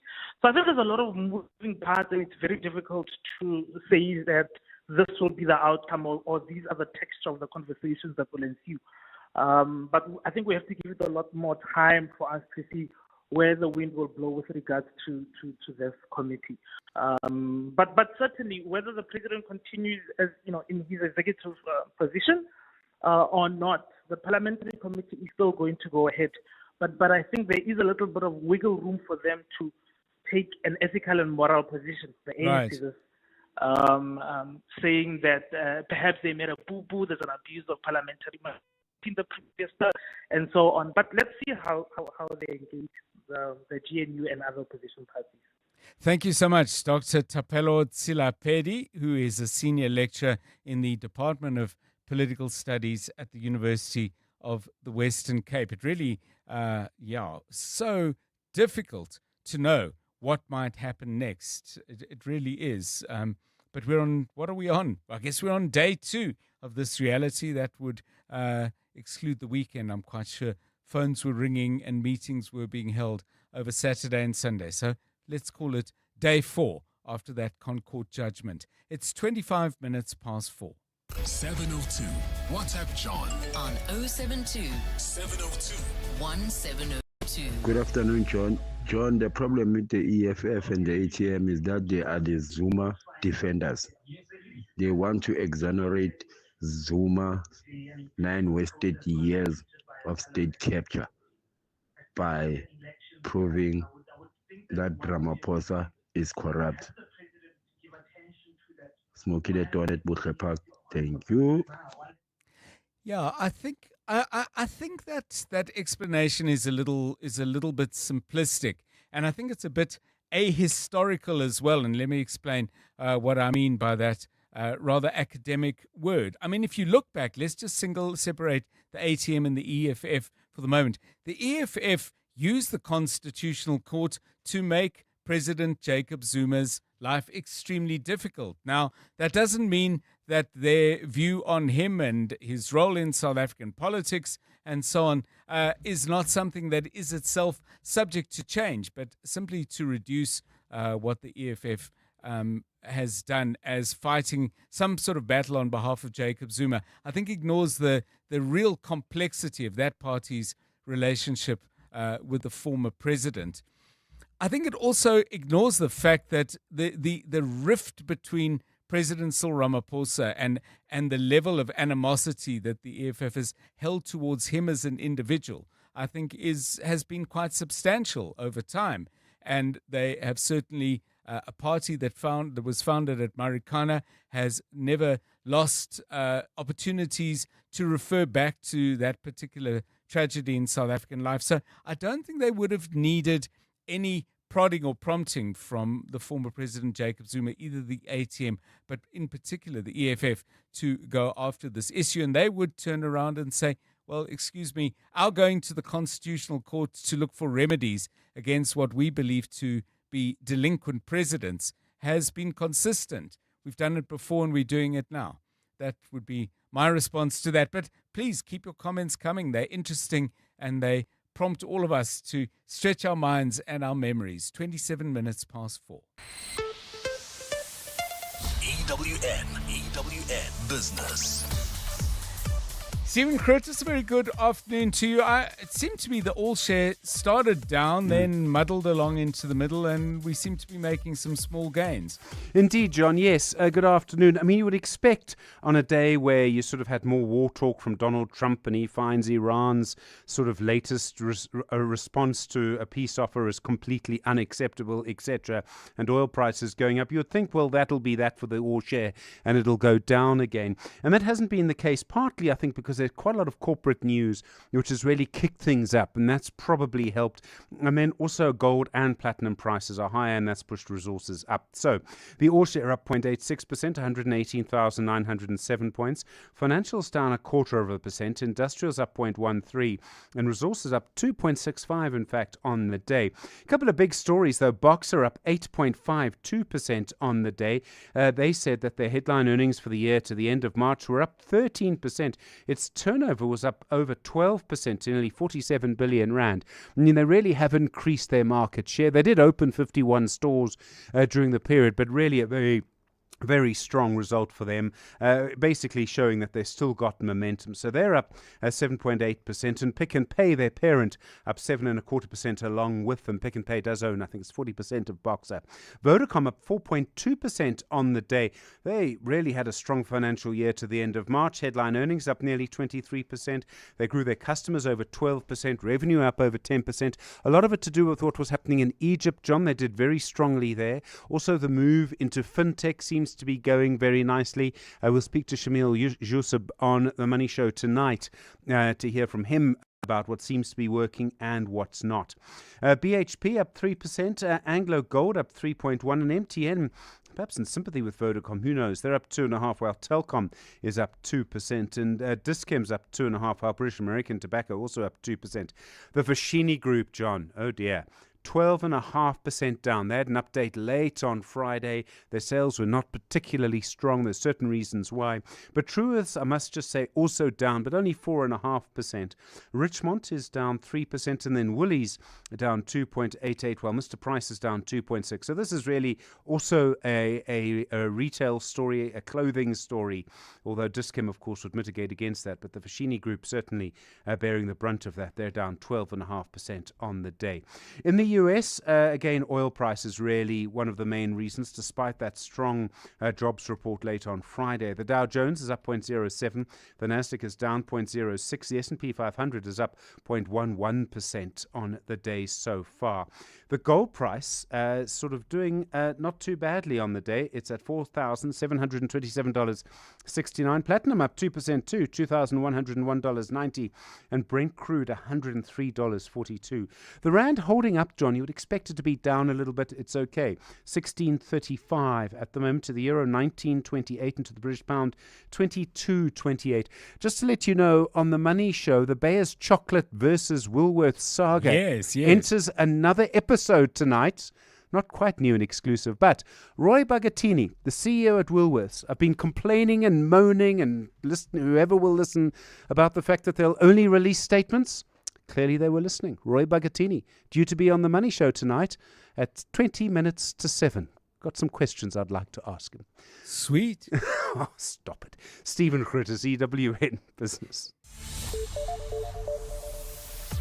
Yeah, I mean, it's a really, really interesting story that Stephen's been chipping away at, this whole fallout between Bayers and Woolworths, and of course to get the CEO that really is going to take this thing to a new level. Looking forward to that. That's between 6 and 8. 29 minutes to 5. Let's catch up with the very latest eyewitness news. Weather-related tragedy down in Cape Town, I believe. Good afternoon, Mbali Dlamini. Thanks, John. Good afternoon. One person has been killed due to a weather-related freak accident in Kenilworth today. The death was confirmed after an uprooted tree fell on the car of a motorist. Another motorist was injured in a separate incident when a tree fell on their vehicle in Parow. An orange level 8 warning remains in place in the Western Cape as inclement weather conditions continue to batter parts of the Cape, with power outages, uprooted trees and flooding reported. Electricity supply has also been cut off in many areas, and persistent heavy rains are delaying repair work. Camry Clark reports. Eskom says towns in the Winelands, Overberg, West Coast and suburbs in the Cape Metro are without power due to the intense cold front. In the Cape Winelands, the Witzenberg area, De Doorns, Toes River, Stellenbosch and Langeberg have been affected by power outages as a second cold front makes landfall. The flooding of low-lying bridges has cut access to areas including Slanghoek, Bonnievale and Lemoenpoort. Cape Winelands Mayor Elna von Schlicht has urged locals to avoid unnecessary travel. In Gouda, a canal is draining into the Kleinberg River, causing water levels to rise. This area is being monitored closely. Cape Town traffic police are dotted across the peninsula where dozens of trees have been uprooted. Fallen trees blocking roadways have been reported on the M3, Wynberg and the CBD. Meanwhile, Gift of the Givers says it's responding to calls for help in multiple flooding incidents across both the Cape Metropole and the Winelands. Camry Clark, Eyewitness News. In the high-profile trial of alleged Underworld gang boss Nafees Modak now, Modak's lawyer has again set out to show the Western Cape High Court there could be someone else who was behind the murder of top cop Charles Kinnear. Modak, along with 14 others, faces 122 charges, including Kinnear's murder 6 years ago. Carlo Peterson reports. Nafees Modak's lawyer, Advocate Bashir Sibde, today called police captain John van Staden to the witness stand. Van Staden told the court he was part of Colonel Charles Kinnear's investigation team before his murder in 2020. Sibde used a statement taken by Van Staden from his now deceased colleague, Sergeant Letitia van der Horst, who was also part of Kinnear's team. The statement from van der Horst shows Kinnear was allegedly being pinged by an unknown person in Durban. Sibde set out to show Kinnear was prevented from investigating the alleged pinger by his superior, the late Major General Andre Lincoln. The trial continues. Carlo Peterson, Eyewitness News, Western Cape High Court. And in Kenya, French President Emmanuel Macron says the process of returning African artworks looted during the colonial era has become unstoppable. Macron was speaking at a two-day economic summit in Nairobi today. The French Parliament recently passed a law paving the way for the French leader to return looted African cultural artifacts. France holds tens of thousands of artworks and other prized artifacts that it looted from the continent during its colonial empire. A fine Tuesday expected in Gauteng tomorrow, lows of between 4 and 6 degrees and highs of between 19 and 20 degrees. In the city of Tshwane, you can expect about a 20-minute delay in Waterkloof. This is on the N1 northbound from the R21 Flying Saucer interchange all the way to the Proof Plus interchange in Claremont. Still in Pretoria, traffic heavily backed up on Bremer Street between the Dashboard Tunnel and Van der Hof. And in Irene, traffic remains gridlocked approaching the intersection of Nelmapius Drive and Main Road. The top story in EWN, one person has been killed due to a weather-related freak accident in Kenilworth in the Western Cape. 702 Breakfast with Bongani Bingwa. My show is about getting you informed by the time you get to the office, your place of business, or wherever you need to go. Hopefully, you have a fairly good idea what's happening in Johannesburg, in Gauteng, and around the world. We want you to be part of those water cooler conversations, and you will be part of those conversations because you'll be a better informed citizen. What I like about the 702 family and 702 land is the ecosystem that we have built, the community. It's all about connection because we may be different, but ultimately the people you talk to and the people you hear are facing issues just like you. 702 Breakfast with Bongani Bingwa. Weekdays from 6 to 9 a.m. Joburg is more than just a city. It's a home for dream creators, operators and change makers. In celebration of this, 702 has partnered with Jozi My Jozi to unite the whole of Joburg in the 702 My Jozi Walk the Talk. On Sunday, 26 July, we're going on a walk through the Johannesburg CBD, and we want you to join us and be a part of something special. Enter now on primemediaplus.com and get ready for the 702 Jozi My Jozi Walk the Talk, hosted by the City of Johannesburg. Walk with the people, for our Jozi. Babize Bonke. More on primemediaplus.com. If you're a fan of the beautiful game, you'll recognize this. And this. But what about this? It's your chance to score big time. Win your share of up to 2 million rand with Standard Bank. It's game day every day. To enter, open and use any qualifying Standard Bank account, in-app or in branch. Already a Standard Bank customer? Sign up for Standard Bank Connect online to get a bonus entry. Standard Bank is an authorized FSP and registered credit provider. T's and C's apply. There's so much health information out there, but how do you know what to trust? Catch the Clement Manyatela show tomorrow from 9 a.m. for Health Matters by Cipla Africa, where we'll be unpacking important health conversations designed to help you better understand your body and well-being. Health Matters by Cipla Africa is a trusted hub, bringing you expert-led health conversations you can trust. Then head to the Prime Media Plus app or primemediaplus.com. Scroll to Prime Media Highlights and watch the latest Health Matters video featuring leading experts and thought-provoking conversations. 702. WhatsApp John on 072 702 1702. Good afternoon, Uncle John. Yeah, with the issue of Cyril Ramaphosa, there's a lot at stake, and DA will not want to compromise the GNU. They know once Cyril is removed, the GNU is going to collapse. The EFF and the MKP, working together with the cabal or certain faction within the ANC, might take over. And once that happens, DA knows that there is going to be a crisis in the country. So DA will be very cautious when coming to this matter, not only in the interest of Cyril, but in the interest of the GNU, because GNU without Cyril is going to collapse. GNU without Cyril is going to collapse, and they know it very well, and they will do everything in their powers to make sure that the GNU continues until the next election. Otherwise, the short way out is for us to go to the elections. We call early elections to resolve this matter. Join Pretoria. Can we call it? Does our constitution allow us to call early elections in South Africa? I know it's something I ought to know off the top of my head, but I have to be honest and say I actually don't.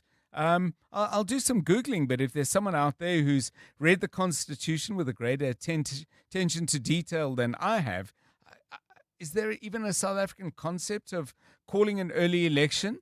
I don't know. We would have to find out exactly how that works. We'll try and do that. The other thing, and thank you for that, again, another thought-provoking voice note, is to ask this question.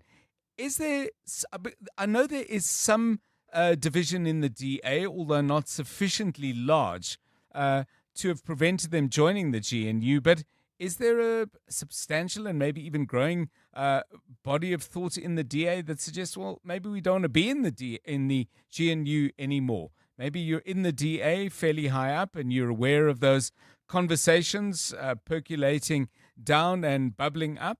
If you've got something to share on that, I'd love to hear from you on that as well. 072 702 1702 and 011 883 0702. EWN Sport. Tolakele, a Betway Premiership race that is fabulously close. What's Sundown saying now that Pirates are stepping up the gas? While John Miguel Cardoso insists that the Brazilians will not give up on the Betway Premiership title race, despite needing favours from others if they're to win a record-extending 9th championship in a row. They had looked on course to eat into the goal deficit between them and Pirates, but were pegged back by Siwelele as they triumphed 7-4 on Saturday night. The Brazilians will now need to win their final match against TS Galaxy on Tuesday and hope that Durban City and Orbit College can cause an upset against the rampant Buccaneers. A lot of attempt to manage the context, but we cannot give up. So on winning our matches, and we'll continue until the last minute of the TS Galaxy match that we're gonna play to look for points, because those points are not only important to keep us on the fight for the championship, but also to state ourselves in one more of the best ever campaigns that Mamelodi Sundowns did on the championship. That is quite important also to notice. But let's wait for these 3 points and then we speak in the end. It was a record-breaking evening for Sipho Chain against Magesi as he kept his 19th clean sheet of the season to set a new record in a single campaign. Adab Slamadou has hailed him as one of the best on the continent after the Ghosts recorded their 20th win of the season to set a new club record.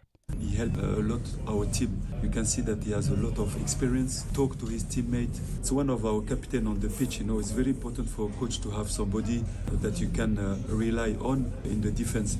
I give him credit, but I give credit as well to all the team. Because our team, everybody is working to keep this clean sheet. Liverpool will build a permanent memorial at Anfield in honour of their former forward Diogo Jota and his brother Andre Silva, who died in a car crash last year. The heart-shaped sculpture will be titled Forever 20 in reference to Jota's jersey, while the memorial will also display Silva's number 30 shirt.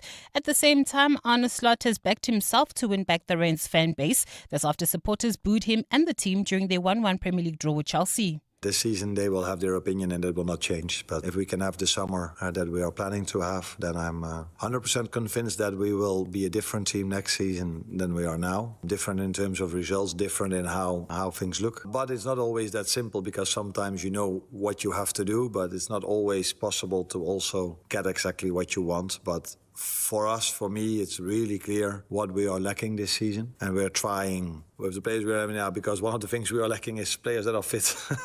And it was a successful weekend for South African golfers as they won on 3 different tours.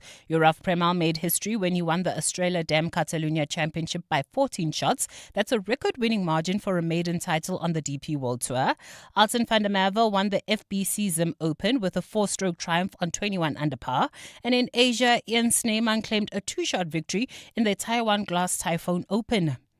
Tolagele Mganga, Eyewitness News Sport. EWN Traffic. Right, let's update you then on what's happening out on the roads in Pretoria, in Waterkloof. There are problems, I understand it. Karabo Chale helps us with the details. Again, good afternoon. Afternoon, John. Well, if you're heading towards Linwood, expect about a 20-minute delay in the Waterkloof area. This is on the N1 northbound from the R21 Flying Saucer interchange all the way to the Proof Plus interchange in Claremont. Traffic also heavily backed up. This is on Bremer Street between the Dustport Tunnel and Van der Hof. Still in Tshwane Irene this time. Traffic gridlocked approaching the intersection of Nelmay Pierce Drive and Main Road. Northcliffe, expect heavy delays on Beyers Naudé between Judges and the N1, while in Roodepoort, the traffic is crawling. This is on Deckers between Mouton and Collard Avenue.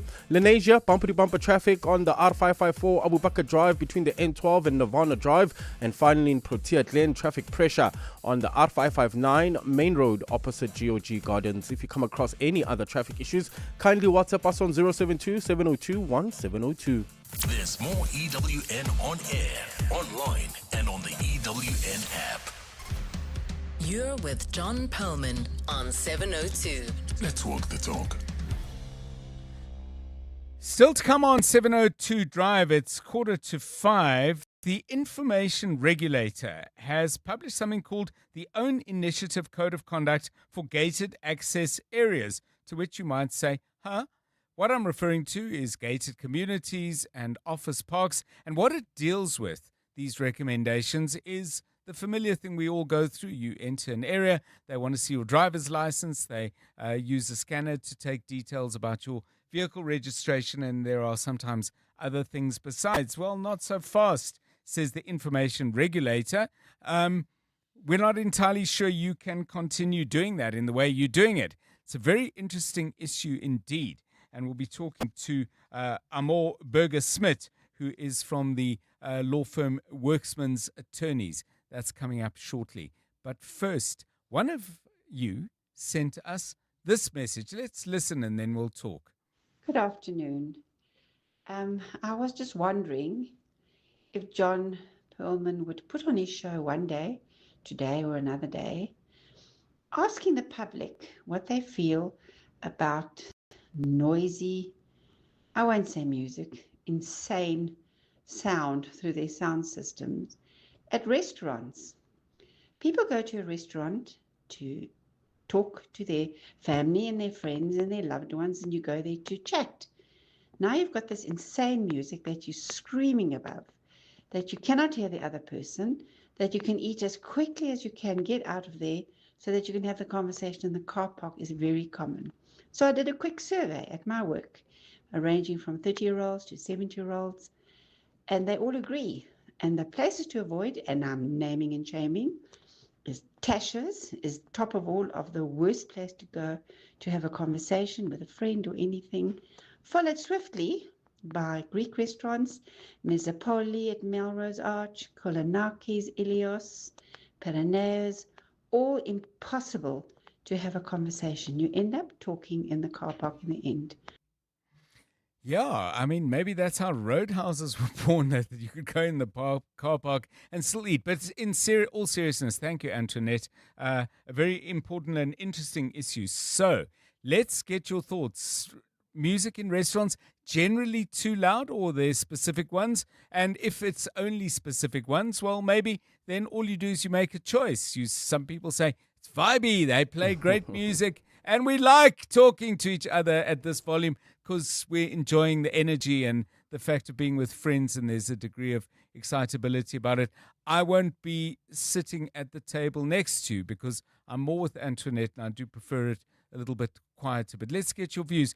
Tola Kelly, I mean, in general, do you think music in restaurants is too loud, even if it's not aimed at that being the kind of trademark and vibe of the place, that actually they just haven't thought carefully enough about how loud the music actually is. It has, especially over the last 2 years, because I remember there was 1 year that me and my friends had gone for like an end of year celebration in December, and we really liked the restaurant because it had like a paddle court and also had like a cute kids area, but there was no music playing, so we were able to chat. Then when we went back 6 months later, yes, they told us that between 1 and 2 is qom, 2 and 3 is like amapiano. Yes. And there was a point where I had to go to the waiter, like, please lower the volume. We can't hear each other, let alone, like, I don't know what's happening at the other tables. I get that you kind of want to invite a younger crowd. Yes. But if I can't hear what my friend is saying, we're really not going to stick around and we're not going to come back. So what did they say apart from pardon? Because I'm just... I mean, I've asked sometimes for music to be turned down, but generally they can't do anything. He always says, like, it's up to the DJ to decide the volume. I'm like, okay, who is paying for the meal, me or the DJ? Yes. I mean, how about you, Karabo Charlie? I mean, do maybe you like music quite loud, a part of the energy and enjoyment? I know you've got a kid who's sometimes there with you, and that might complicate it. But if you're out with mates, do you actually enjoy it? Usually, I never used to go to clubbing because of the loud music. Okay. So I don't like. What's wrong? You looking at me like that? But anyway, I generally don't like loud music where I am interacting with friends and catching up, because I talk a lot, and I also think I'm hard of hearing, so I'll have to like be really close to you to hear what you're saying. So for me, loud music, restaurants is a big no-no. If I go there once, I won't go there again. Listen, there are restaurant owners, thank you, Karabo, but there are restaurant owners out there who are not in the business of encouraging people not to come and dine and have lunch and dinner and drinks and coffee at the places they have. So, restaurant owners, call us back. I'm sure that you have thought about this carefully, maybe done some kind of dipstick survey with your clients and, checked it out. But let's have a back and forth on this, starting with Peter, who's calling us from Bedford View. Good afternoon to you. Peter, what are your thoughts? Good afternoon, John. I can't stand loud music in restaurants. Okay. I go there to talk to people. I like interacting and so forth. But it's a private business, and their obligation is to their shareholders to be profitable. And if it works for them, they must do it. I just won't go there.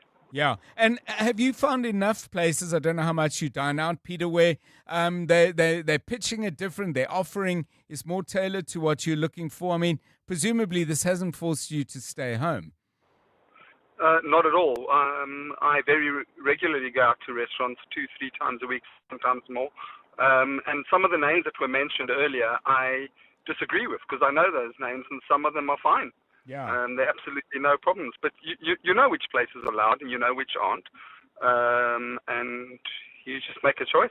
Yeah, and good point there at the end, Peter. Thank you very much, because it is a little bit of a thing of perception. I was a little surprised to hear, for example, Kolonaki mentioned. I've eaten there a few times, never found, I don't think I even noticed if there was music there at all. But that said, if it's loud for Antoinette, then it's a place she's not going to go. There seems to be a general view that maybe the music in the restaurants in Joburg, maybe in the country in general, is too loud. What are your thoughts? 072 702 1702 and 011 883 0702. 8 minutes now to 5. Drive home with John Perlman on 702. Let's walk the talk. Well, very interesting piece on the Business Live site by company's editor Kabelo Kumalo, and Clement again picked up on this earlier today with the information regulator Pansy Tlakula. You can pick that up either on our app, Prime Media, the Prime Media app, or you can go to our website, primemediaplus.com. The title of the document that's getting everyone talking is called Own Initiative Code of Conduct for Gated Access Areas. And this is a code of conduct that is about how they can, collect our personal information when we come either to an office park or some kind of gated community, or it's also to do with what they do with that information and how they need to store it and keep it safe. Lot to talk about there. Let's welcome then to the show Amor Burger-Smith, who's head of regulatory and the service lead for data privacy at the law firm Worksmans. Ms. Burger-Smith, welcome and thanks very much for your time. Is the regulator saying you have to change these things, or is the regulator saying, well, you better think about changing these things, otherwise we're going to change them? What is the status of what the regulator has put out? And then perhaps you can tell us what the regulator is saying. Good afternoon.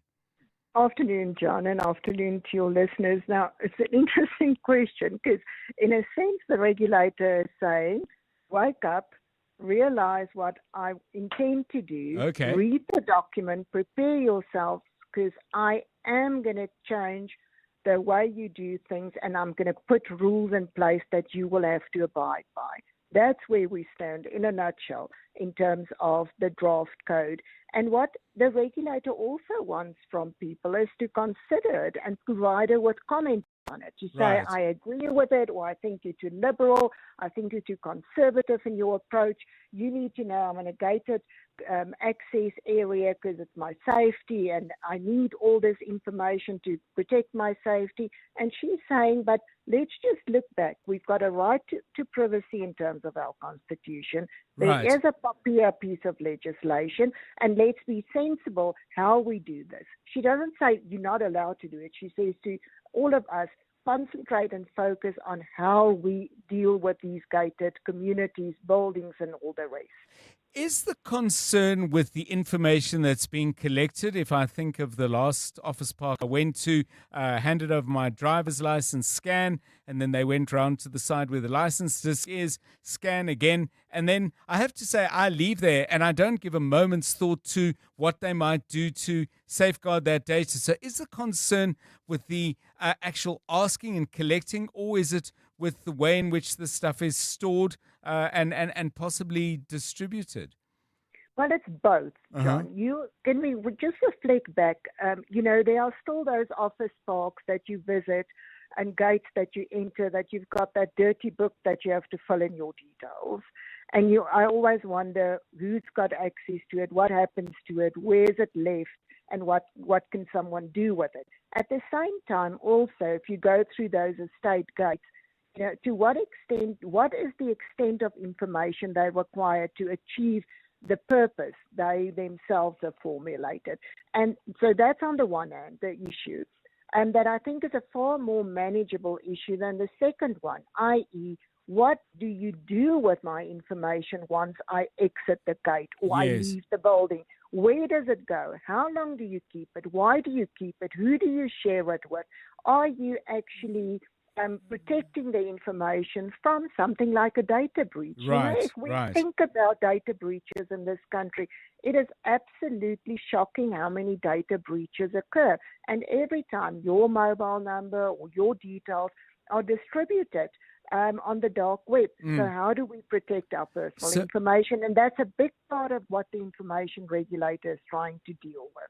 One of the tricky areas that this seems to canvas, Ms. Burger-Smith, is the CCTV cameras, the stuff where you don't actively participate in a conversation that says, welcome, can you please give me your details, but where you may be captured anyway. Now, I would have thought that's going to be the big sticking point, because there's a strong feeling amongst people that they've been left to their own devices to protect themselves against crime. This could be what they see as undermining of a very fundamental tool in being proactive as opposed to reactive towards people who want to harm them.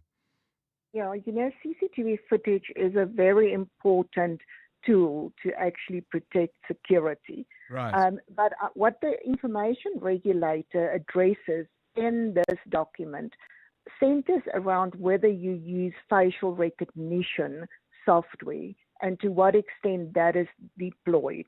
So there's a difference between I drive through a gate, I scan my license plate and my face appear, or they capture my ID. So they've got a picture of my ID and they can verify it's me driving through the gate. It's a different aspect if there's CCTV footage Right. deployed within a gated community where they actually analyze my face through the facial rec software that's then deployed. And therein lies a difference. So I think it's important, and I would call upon people as they read the draft code Yes. to carefully consider this as well. CCTV footage that just monitors unusual behavior is one thing. Facial recognition is a different issue. And that is an aspect that I believe people ought to comment on in terms of the draft.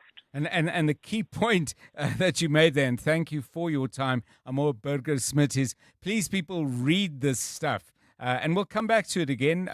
You can also reference Clement's earlier interview with Panzi Tlakula, who is the information regulator. My guest, Amor Burger-Smith, is head of regulatory and service lead for data privacy at Worksman's Attorneys, 702 Drive. 702 Afternoons. With Relebohile Maboja, 1 to 3 p.m. Can you chat to us about some of those unspoken experiences that comes with a medically unwell child? And we do acknowledge it doesn't have to be physical. You know, there's so many unspoken rules, unspoken understandings that develop in situations like this. I think if you put yourself, whoever is listening, you know, in that situation, that there are many rules in our lives that don't have to be spoken to us for us to get that this is how things work here. This is what's expected of me. Even when there was no one who said, listen, this is what we expect you to do, this is what you need to do. We pick up on certain things. Licensed clinical psychologist Uviwe Nganya. 702 Afternoons. With Relebohile Maboja. Let's walk the talk. Behind every great healthcare system are nurses who lead with skill, compassion and care. But with many experienced nurses approaching retirement, South Africa faces a growing challenge. How do we encourage the next generation to step forward? Tomorrow is International Nurses Day, and together with MediClinic, we're celebrating the nurses who lead with care while looking at how we secure the future of healthcare. Join this important conversation tomorrow on 702 Drive with me, John Perlman. MediClinic, expertise you can trust. On 702. Outsurance business insurance, the cost was far less. I even have better benefits. Outsurance business insurance clients know that it pays to switch. And did you know you get 24/7 access to panic assistance, roadside assistance, and even office assistance for guest houses, catering companies, and all other businesses. Get a quote today and see why it pays to switch to Outsurance business insurance. Visit outsurance.co.za or call 08600 60,000 today. Licensed insurer FSP. TCs and information online. Limits apply. Water is a precious and limited resource that we all depend on. Johannesburg Water continues to strengthen the city's water network through improved turnaround times for leak repairs, pressure management, and infrastructure upgrades to improve system reliability. But water conservation is a shared responsibility. Residents can help by fixing household leaks, turning off taps, taking shorter showers, and using water wisely. Every drop saved helps. Brought to you by Johannesburg Water, a water and sanitation utility that cares. This is EWN. The ANC to hold an urgent special NEC meeting and the National Assembly to establish an impeachment committee.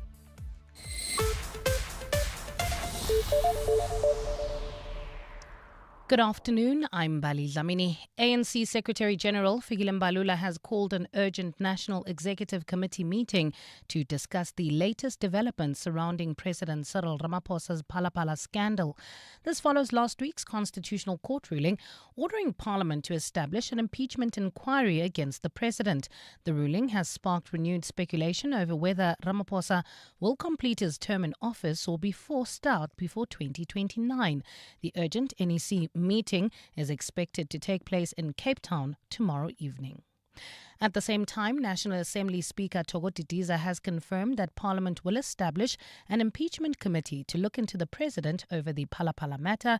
Last week, the Concourt overturned Parliament's controversial handling of that saga. The court declared parts of Parliament's impeachment rules unconstitutional and invalid. Didiza has now announced immediate steps to take, which include a republishing of the 2022 Section 89 report in the Parliamentary journals and presenting a copy to the President.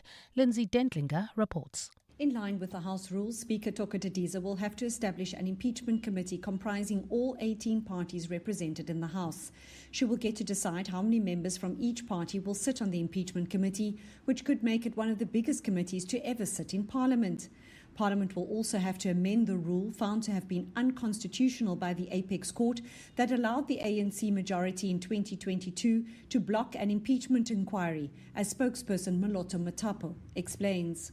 The Speaker will refer the Constitutional Court judgment to the National Assembly Subcommittee on the Review of Rules to consider and process the amendment required to the rules of the National Assembly pursuant to the findings, reading in and directions of the Court. Parliament says the Speaker will also determine the programme and procedural arrangements of the impeachment committee, as well as how long it will have to complete its work. Lindsay Dentlinger, Eyewitness News, Parliament. The storm that's sweeping through the Western Cape has left thousands of residents affected, with informal settlements the hardest hit. The city's Disaster Risk Management Centre says assessments are underway in several areas, with teams completing inspections in 6 informal settlements. Assessments so far indicate that over 1,600 dwellings have been damaged, affecting just over 5,600 people. Carlo Peterson has more. The worst affected area is Khayelitsha, where about 1,000 structures were impacted, leaving 4,000 people affected. Other areas ravaged by the storm include Overcome Heights, Vygieskraal, Philippi and Pelican Park. Disaster management spokesperson Charlotte Powell says humanitarian relief partners have been activated to provide warm meals and blankets. Powell says completed assessments are being forwarded to the South African Social Security Agency and the National Department of Human Settlements for further intervention. The Disaster Risk Management Centre is in the interim liaising with other relevant city services to see what relief can be provided to residents. Powell says assessments are underway in other areas and the total number of affected households is expected to increase as more information becomes available. Carlo Peterson, Eyewitness News. The man accused of killing a Sandton school teacher in 2023 is expected to make formal admissions to certain aspects of the state's case against him. Bafana Mahungela made a brief appearance in the Joburg High Court today, where the matter was postponed again. Mahungela faces charges including murder, kidnapping and robbery with aggravating circumstances. He stands accused of the murder of Kirsten Clates, whose body was discovered in bushes near George Lear Park in Parkmore after she went missing while jogging. Dimakatsole Shoro has more. The prosecution's team, led by Advocate Siyabonga Fuchana, has informed the court that it has begun a Section 220 admissions process relating to the chain of evidence. Section 220 of the Criminal Procedure Act allows an accused person or their legal representative to formally admit certain facts in a criminal case. Once those facts are admitted, the state does not have to lead evidence to prove them. It remains unclear which parts of the state's case Mahungela may admit to, as he is still expected to consult with his defense team. The 23-year-old has also been forced to change legal representation after his family told the court last week they could no longer afford a private lawyer. He has since opted for legal aid, a development that could affect the start of the trial. Dimakatsole Shoro, Eyewitness News at the Johannesburg High Court. And in the Philippines, lawmakers have voted to impeach Vice President Sara Duterte for a second time. The articles of impeachment accuse Duterte of corruption, bribery and an alleged assassination plot against former ally President Ferdinand Marcos. Under the Constitution, a guilty verdict in the Senate would see Duterte removed and barred from elected office for life. This means the Senate trial could end her 2028 presidential bid. Duterte and Marcos have been engaged in a political brawl since 2022. This was when Duterte was denied her desired defense portfolio and instead named Education Secretary. Gold is trading at $4,741.82 an ounce. The rand is at 16.34 to the dollar, 22.28 to the pound, 19.27 to the euro, and Brent crude oil is at $103.84 a barrel. In Deep Kloof, Soweto, slow-moving traffic on Chris Hani Road opposite Bara Hospital, while in the Joburg CBD heading towards Boysons. You can expect about a 20-minute delay. M1 south from Killarney Bends to the Crown Interchange, and in Brakpan, expect about a 30-minute delay on the N17 eastbound between Rondebolt and Carnival City. In your sport, Abdeslam Wadu says the Orlando Pirates can smell the league title with 2 games in the season left. Miguel Cardoso blames fatigue for Kulumanen Damane's costly errors. And Australian tennis legend Anderson passes away. A fine Tuesday expected in Gauteng tomorrow. Johannesburg drops to overnight lows of 5 degrees, peaking at 20. Pretoria 6 and 23, and Vereeniging 4 and 19 degrees. The top story in EWN this hour. ANC Secretary-General Fikile Mbalula has called an urgent National Executive Committee meeting to discuss the latest developments surrounding the president. EWN, in touch, in tune, and independent. For the latest, visit ewn.co.za or download the EWN app. Visit primemediaplus.com to enter 702 Josie My Josie Walk the Talk. Hosted by the City of Johannesburg. Walk with the people, for the people, for our Josie. For Joburg, by Joburg, in Joburg. Bamise bonke. 702. Drive home with John Perlman. John Perlman, 3 to 6 p.m. on 92.7 and 106 FM. Let's walk the talk. 702 Drive, it's 9 minutes past 5, the final hour of 702 Drive with me, John Perlman, and the team. Great to have you with us. Coming up over the next half an hour, we are going to be looking at 2 huge stories, I think. One of them is a court case taking shape. The Democratic Alliance is taking the City of Johannesburg, the Executive Mayor, and Joburg Water to court for failing to deal with the city's problems with water infrastructure. Helen Zille, DA mayoral candidate, joins us for that story at about 20 past 5. Before that, we're going to do a little digging around a very important story in the courts today. 3 men standing in the dock, 2 of them police generals at issue. An alleged contravention of rules around precious metals, gold in this instance, but also, and this is the crucial part, I think, allegations of obstructing the course of justice. We'll talk to Tebogo Kaas, who joins us from the organization Public Interest SA. Looking forward to that conversation with him in a few moments' time. Don't forget that we are live in the place where you live, and in the place where you do live, there are always things happening that we might not know about. We'll bring you stories about what we know and what we think is important, but always interesting to get your take on things. And if there's something you need to update us on, please do that. We asked you about loud music in restaurants. Is it merely a matter of taste, or is the music in restaurants in Joburg generally getting louder? Pardon?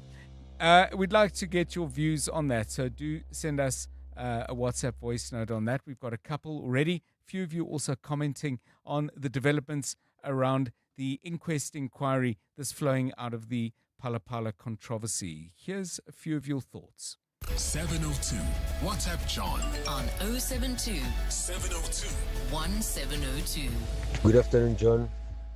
I don't think Antoinette is going to win with having restaurants playing quieter music, because I agree with Tolagele. In the past 2-3 years, I've seen restaurants transitioning from being restaurants still with loud music during the day, but it even gets louder at night. At night, these restaurants turn into nightclubs. So it's a new thing. I'm generally not a restaurant person, but I've noticed that there are many restaurants that there's now a fine line between a restaurant and a nightclub. And then I don't think she's going to win. Kabela from Pretoria. John, I personally think that lady must quit being a boomer and maybe just start frequenting like other types of restaurants, because clearly you like Greek food, but try Portuguese. It's pretty good too. Hi, Mr. John. No, I don't think it's a good idea with the loud music in restaurants.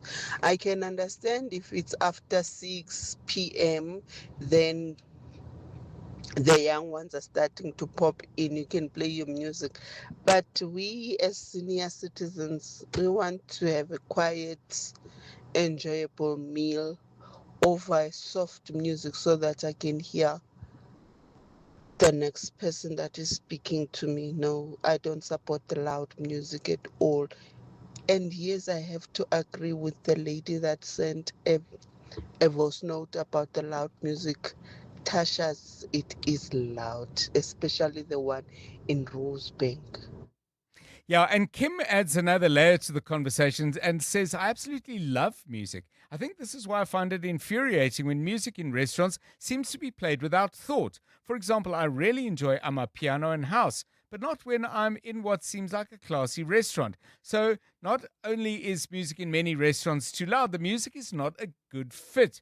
In a country and on a continent with amazing music, it seems to me there should always be appropriate music because there are so many glorious possibilities. So restaurants, please choose great music, jazz, instrumentals, calm vocals, and please add a volume where I'm not screaming to converse and presumably at the same time struggling to hear. Thank you, Kim. I think everybody hears your message, not just the volume, but the choice as well.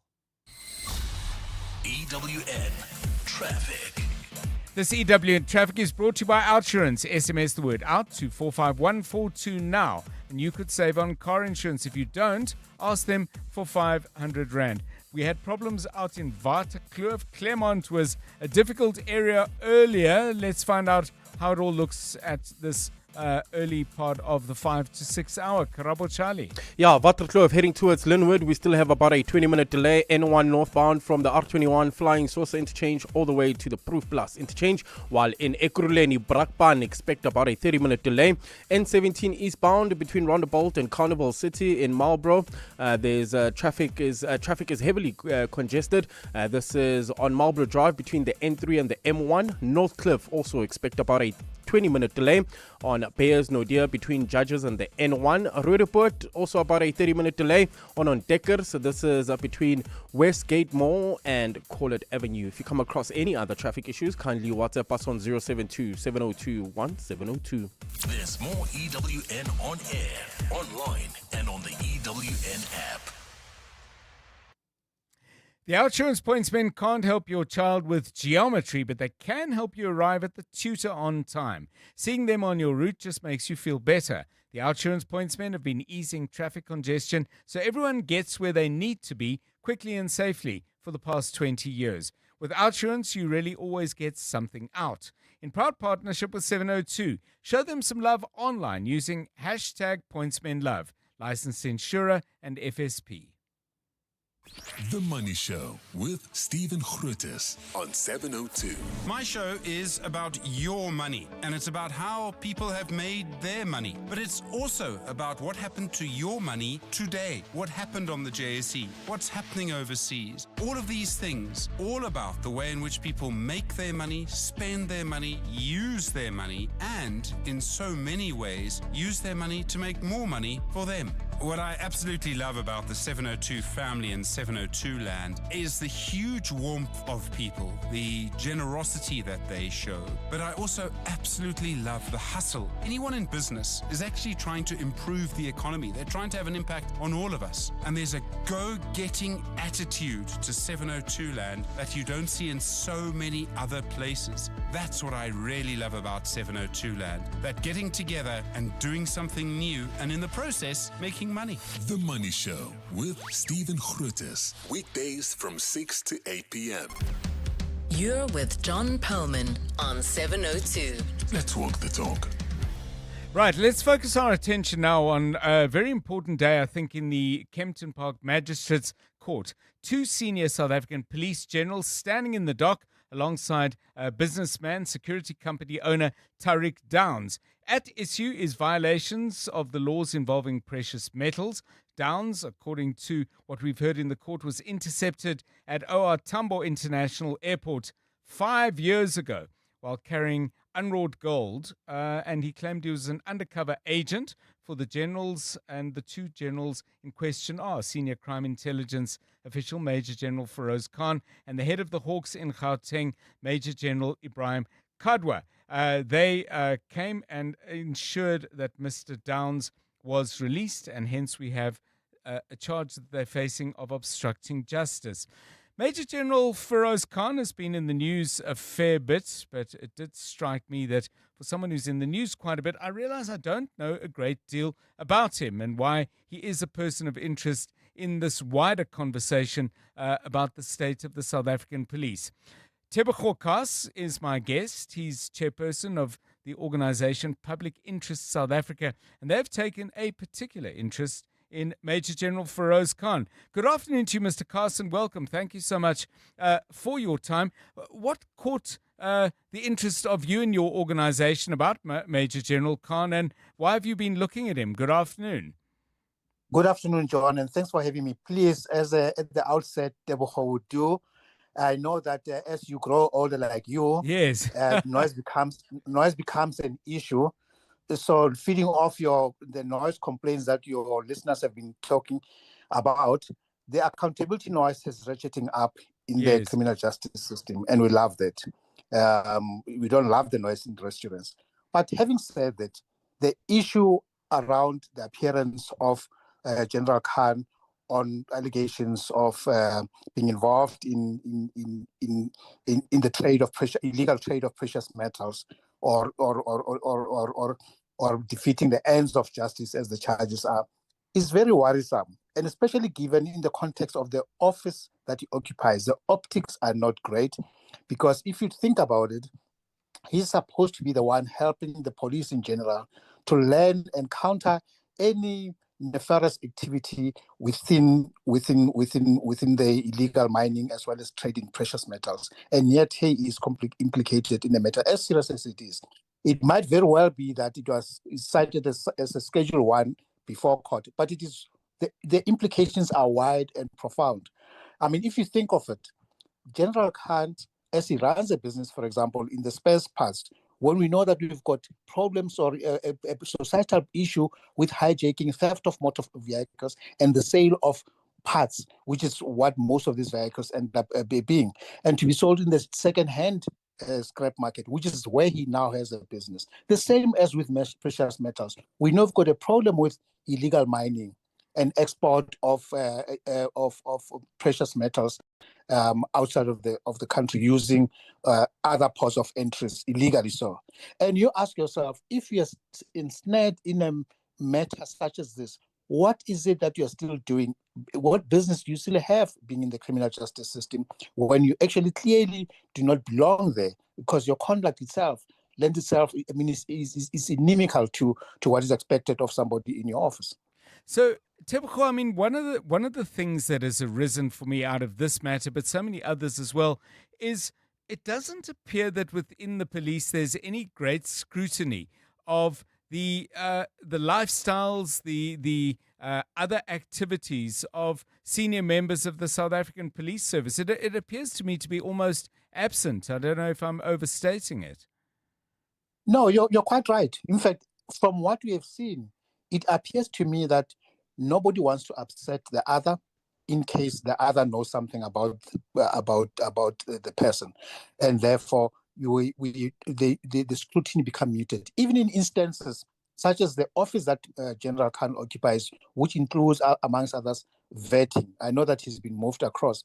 You have, as allegations were made before Parliament, where General Khan says he's been waiting for a vetting since 2018. Yes. You've got now a provincial commissioner of police without the necessary vetting, only because, as it appears, it is just done to advance certain agendas or to perpetuate the allegations of fighting within the police. And you ask yourself, why is the commissioner, the national commissioner, not standing up and say, but what's going on here? We need to ensure that those who applied or are supposed to be vetted actually get vetted. Now we've got an acting national commissioner. We don't even know if she's got the requisite vetting and what would happen in the event that it turns out that she fails the vetting after having occupied the position for some time. Thank you so much, Tebogo Kas, raising issues of concern around that Kempton Park Magistrates Court appearance of two senior generals alongside a businessman. He is the chairperson of Public Interest SA. 22 minutes past 5. Drive home with John Perlman on 702. Let's walk the talk.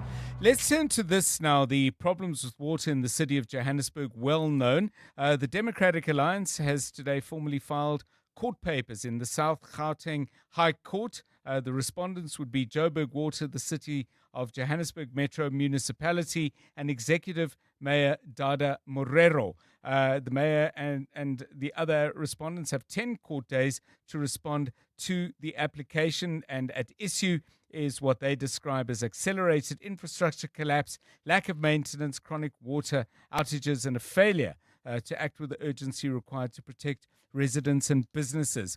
To talk about this, we're joined by Helen Zille, DA Joburg mayoral candidate. Ms. Zille, welcome, and thanks very much for your time. What realistically could a court do that would change the circumstances that you outline in your court papers? I'm just wondering what the end game of this would be. Yes, thank you very much, John. What we're asking the court to do is to order Joburg to implement its own water turnaround strategy. Now, a lot of work was put into the water turnaround strategy. I know the DA Council has put an enormous amount of work into that.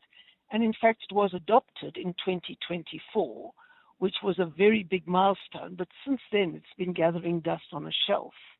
And money has not been allocated for it, and it hasn't been implemented, certainly not with any urgency or direction. And Joburg Water can't pay its contractors at the moment even.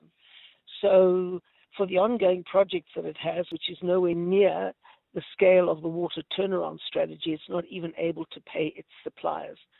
So what we're saying asking the court to do is to instruct Joburg Water to implement its own policy that is adopted in 2024 and budget for it.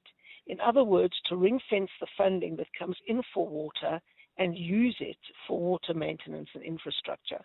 That is what we're asking the court to do.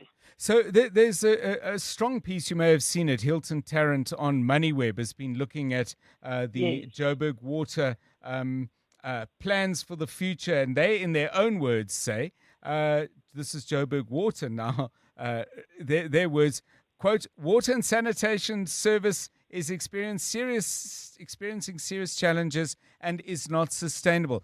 I get that you might get a victory in the court and we might see some marginal improvements, but if that's the real state of things, Ms. Zille, I mean, are we likely to see the management of water and the investment in the capex required to fix the system substantially improving, even if the court orders them to do it or not?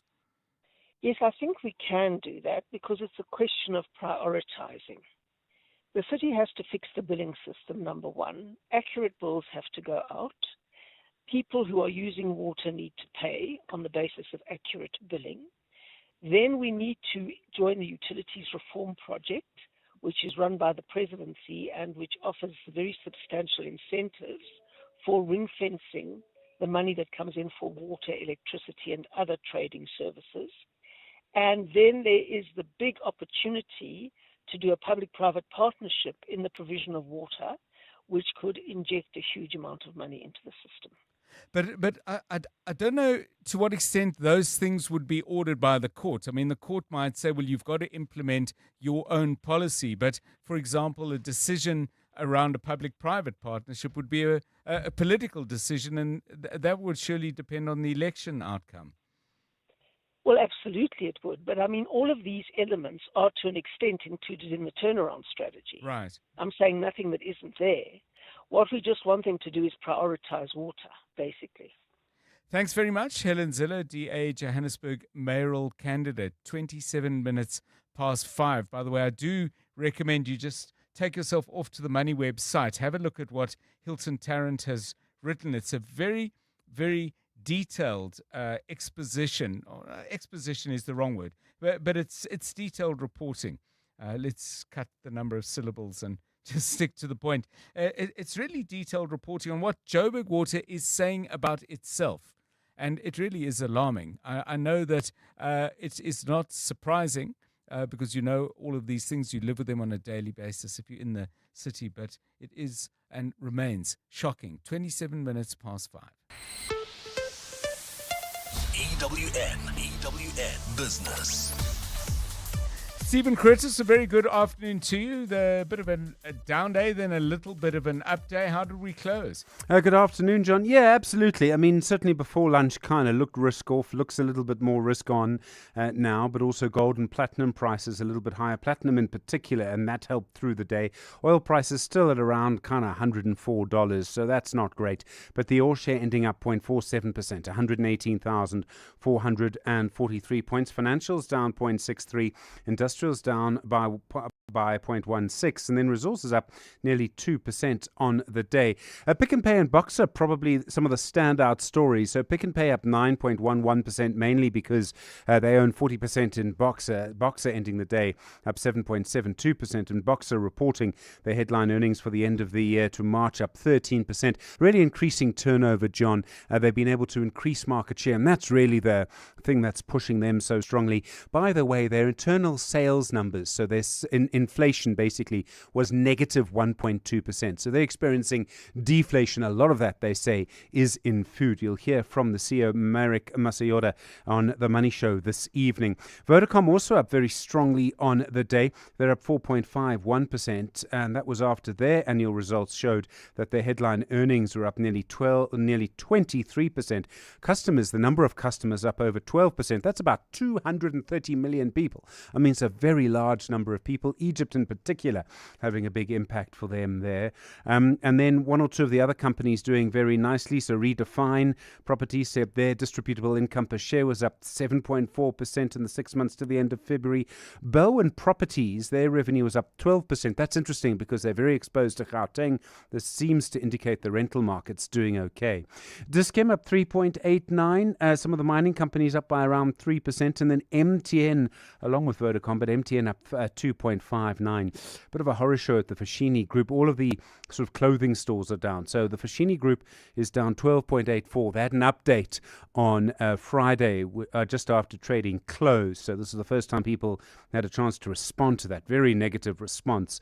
Their market share not doing well. Truworths down 4%.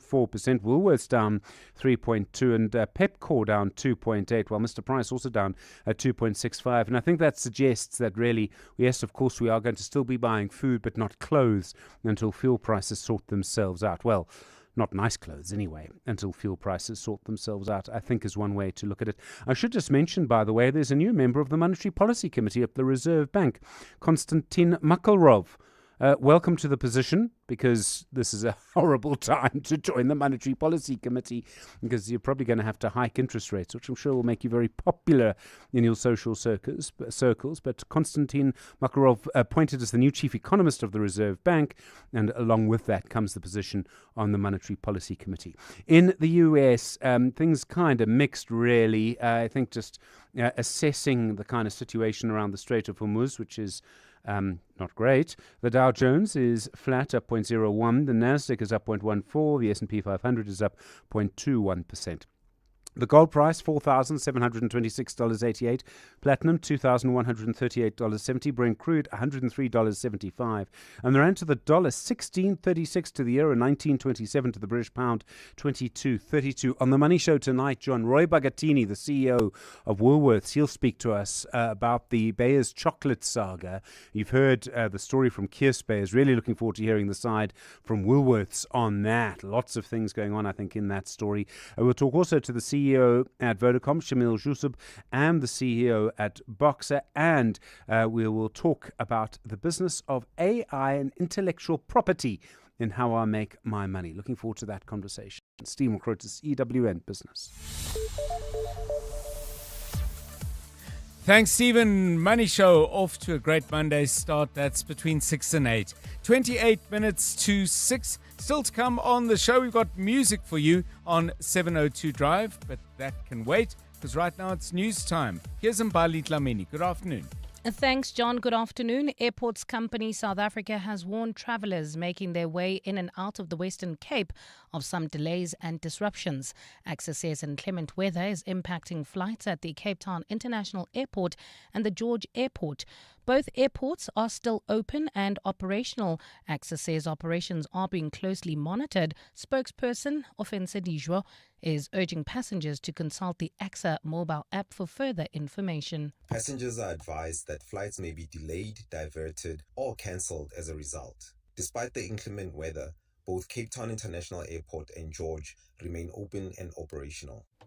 An orange level 8 warning remains in place in the Western Cape as inclement weather conditions continue to batter parts of the Cape, with power outages, uprooted trees and flooding reported. The EFF says it will legally challenge any new plans by President Cyril Ramaphosa to apply for a judicial review of the Section 89 panel report, which suggests he should face an impeachment inquiry. This is over the 2020 theft of millions in foreign currency on his Palapala farm in 2020. The party says such a move by Ramaphosa should be viewed as an attempt to frustrate and delay a parliamentary inquiry. Lindsay Dentlinger reports. In a second victory for the EFF on the matter of presidential impeachment, Friday's court ruling puts the ball back in the Court of Parliament to establish an impeachment committee without delay. The EFF says if reports are true that President Cyril Ramaphosa is once again mulling over a judicial review of the independent panel's findings, it would demonstrate a profound disrespect not only for Parliament but the judiciary and the constitutional order. EFF leader Julius Malema addressed the matter while speaking to the party's student command today. There's no delay we are going to accept. We are going to deal with this matter as an urgent matter. Malema says President Ramaphosa should not seek to be shielded from accountability by approaching the court. Even if he takes it to court, we are going to join that court and we are going to say to the court, this matter is of national importance. Malema says the party is more interested in Ramaphosa's testimony than how an impeachment vote may pan out. Lindsay Dentlinger, Eyewitness News. And in the US, the New York Times has made an exciting announcement for game show fans. The newspaper is turning its hit game Wordle into a television show. Wordle gives players 6 chances to guess a random 5-letter word using green, yellow and grey tiles to help them solve the puzzle. It was launched by software engineer Josh Waddell in 2021 and quickly grew in popularity. The game show version, which will air on NBC from next year, will see teams of players going head-to-head to win cash prizes. A fine Tuesday expected in Gauteng tomorrow, lows of between 4 and 6 degrees and highs of between 19 and 20 degrees. Centurion heading towards Linwood, you can still expect about a 20-minute delay on the N1 northbound from the R21 Flying Saucer interchange all the way to the Proof Plus interchange. Brakpan, there's also about a 30-minute delay that's coming from Boksburg. That's on the N17 eastbound between Rondebolt and Carnival City in Marlborough. Traffic congested on Marlborough Drive between the N3 and the M1. The top story in EWN, Airports Company South Africa has warned travellers making their way in and out of the Western Cape of some delays and disruptions as stormy weather conditions continue. Clement Maniatella. Weekday mornings, 9 to 12. 9 to 12. The reality, Jordan, is that if this committee does say that there's serious misconduct that was committed by the president, as you said, it's game over. You could perhaps have the GNU destabilized. You could have the very same EFF, MK, ANC coalition that you say you're trying to avoid. Is that the risk you're willing to take? Surely, I cannot imagine that it is your position that we should turn a blind eye to wrongdoing simply in order to protect one person. Over the weekend, many people have been in touch with me to say that we should do the opposite. Which is what? That regardless of what the outcome of the committee is, we should protect the president. Is the suggestion coming from some of your colleagues in the DA or out? Mainly from inside the ANC and some from inside business as well. Clements Maniatella. 9 to 12 on 702. Africa's Travel in Durban is happening from 12 to 14 May at the Durban Exhibition Centre. Look out for the Resurgence Conference Durban activation and learn about the July conference, which is focused on unlocking investment and connecting businesses to opportunities. Hosted in partnership with USA partners, Resurgence is where innovation, tourism and growth meet. Visit stand DEC 1H41. That's DEC 1H41. This message is brought to you by eThekwini Municipality. Are you a legal practitioner looking to do your mediation course? Come and train in mediation with the Law Society of South Africa, the preferred leader in legal education with over 35 years of experience. We also offer advanced training, specialized skills development, and continuous legal education to ensure legal practitioners excel with competence and integrity. Stay ahead in your profession. Explore more courses at lssa.org.za. The Law Society of South Africa, leaders in legal education. Not every change feels like a choice. Some arrive as disruption.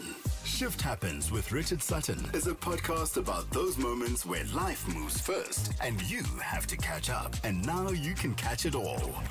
Shift Happens with Richard Sutton. Coming soon on PrimeMediaPlus.com, the Prime Media Plus app, Spotify and Apple Podcasts. Powered by First Light. Therapeutics for the modern mind.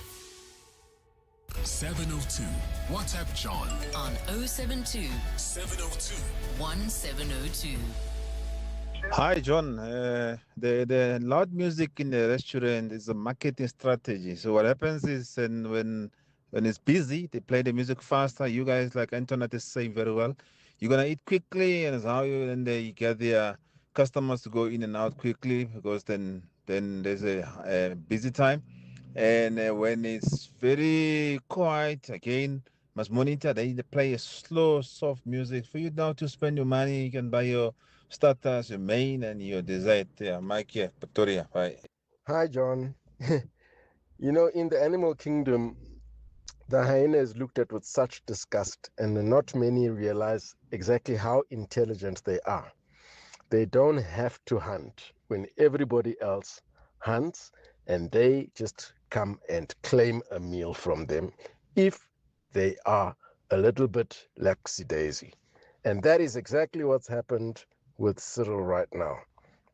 The EFF are the hyenas.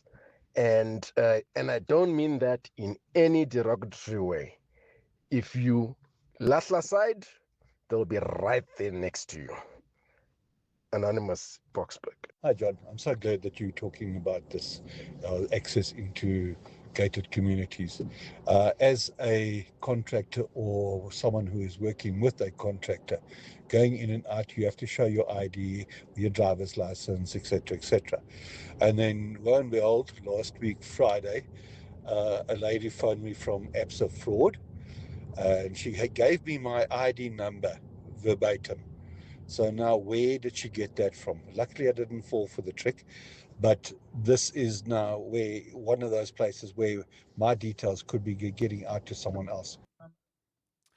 Yeah, just a quick thing on hyenas, because they get a very bad press. They are highly efficient predators. I'm seeing online that hunt for 60 to 95% of their food. But yeah, a different point, I guess, being made. Now, the big news just in is that President Cyril Ramaphosa will address the nation on the Concord judgment at the Union Buildings tonight at 8 p.m.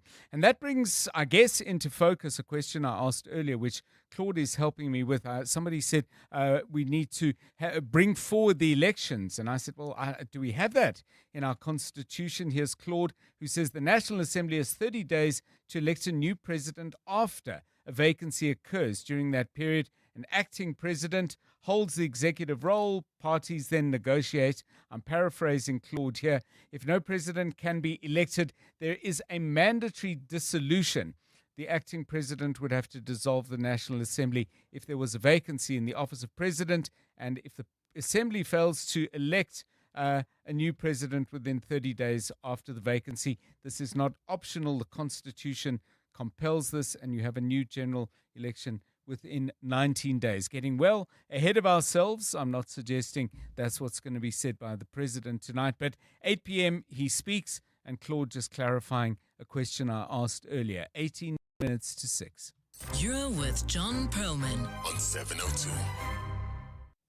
So, coming up a little bit later, we're going to be playing you some music, and the theme we're pursuing today is music that has a very upbeat sound to it. The energy is all great and positive, but actually what the song is about might be somewhat grey, possibly alarming, and definitely could be sad. Take a listen to this.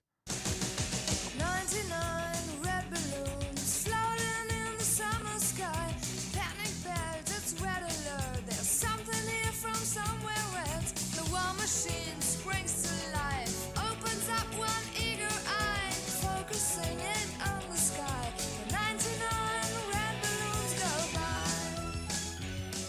Yeah, 99 Red Balloons sounds like a kid's party, not what the song is about at all. So think of a song that you know, upbeat, happy sounding, but maybe with content that suggests something else. Send those to us, please, on 072 702 1702. It's 17 minutes now to 6. EWN Sport. Pirates pushing for a first league title in absolute ages. The coach is talking. Tolakele Mganga's been listening. Thanks so much, John. And Abdeslam Wadou says the London Pirates are only focused on themselves, with the Buccaneers potentially 2 games away from ending their 14-year wait for a league title. They've edged a step closer to dethroning Mamelodi Sundowns following victory over Magesi in the Betway Premiership on Saturday. That win was their 20th of the season as they set a new club record, while the 65 points they've accumulated is their highest ever tally in the PSL era. We are focused on ourselves, The destiny is between us. A strong Pirate. We don't concede goal. We score goals. We don't expect nothing from nobody. We are focused on our team. We are really confident about what we want to achieve. We feel strong. We are going to prepare the next game with a lot of focus front our fans. Miguel Cardoso has blamed fatigue for Kulumani Ndamane's dip in form, which has resulted in costly errors for Mamelodi Sundowns, who are bidding to keep their Betway Premiership title hopes alive. Ndamane has been a mainstay in the defence since joining in January from TS Galaxy, making 19 appearances across the league and CAF Champions League. It's clear that he's tired, very clear. He's not so reactive, he's not so agile, he's tired, it's true. Anyway, he's the only left foot centre back we have. We decided to play him today again, but it's clear that he's tired. And fatigue is not only physical, it's also mental. The capacity to make a technical, tactical decision sometimes is delayed a little bit. For example, you saw today he missed a pass that gave the first goal. That he was late on the decision, could have made it quicker, but that's probably also from fatigue that is accumulated. Tottenham Hotspur host Leeds in the only Premier League game this evening, looking to win their first home clash since December the 6th. A win for Spurs will provide them an opportunity to put some breathing room between them and West Ham in the relegation zone, while Roberto De Zerbi has told his side to guard against complacency, having won 2 games in a row. We have to be good. Don't forget what was the situation, what has been the situation this season, and we have to keep the balance between the confidence, but we have to stay hungry, we have to stay humble. You can be humble, focus just on what you can improve, not what you have done. And Mal Anderson, the first unseeded player to win the US Open men's singles title, has died at the age of 91. Anderson's career started on a dirt court on a farm, and he went on to become an Australian tennis great, winning the US crown in 1957 and 3 major doubles titles. Tolakele Mganga, Eyewitness News Sport. EWN Traffic. At 14 minutes to 6, this EWN Traffic is brought to you by Outsurance. SMS the word out to 45142 now. And you could save on car insurance. If you don't, ask them for 500 Rand. Difficulties in Alex and the N3 South. Karabo Charlie, we're hearing things.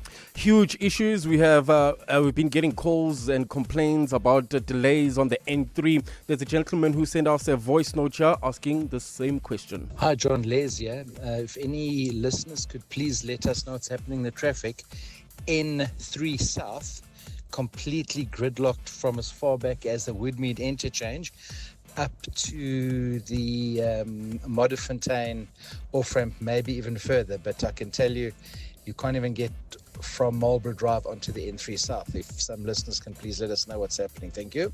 Well, I can confirm there's a truck that overturned in the Alex area, N3 South near London Road, and this is causing more than an hour delay. Actually, traffic is kind of at a standstill all the way from the Patlu interchange. As a result, traffic also congested on Marlborough Drive between the N3 and the M1. Brakpan, expect about a 30-minute delay. N17 eastbound between Rondebold Road and Carnival City. Northcliffe also expect about a 20-minute delay on Bears Nodia between Judges and the N1. Roodepoort, there's about a 30-minute delay on Decker, so this is between Westgate Mall and Corlett Avenue. Finally, Eldorado Park, traffic heavily backed up on the N12 westbound from the N1 all the way to Klipspruit Valley Road. For the latest traffic update, you can also follow us on X at EWN Traffic. There's more EWN on air, online, and on the EWN app. Things people stress about in traffic. Number 52. Did the kids actually do their holiday homework, or are they going to make it my homework? Oh, the drama. Well, with the Outsurance Pointsman on your route, at least the traffic is one less thing to stress about. The Outsurance Pointsmen have been easing traffic congestion so we all get to where we need to be quickly and safely for the past 20 years. With Outsurance, you really always get something out. In partnership with 702, Outsurance is a licensed insurer and FSP.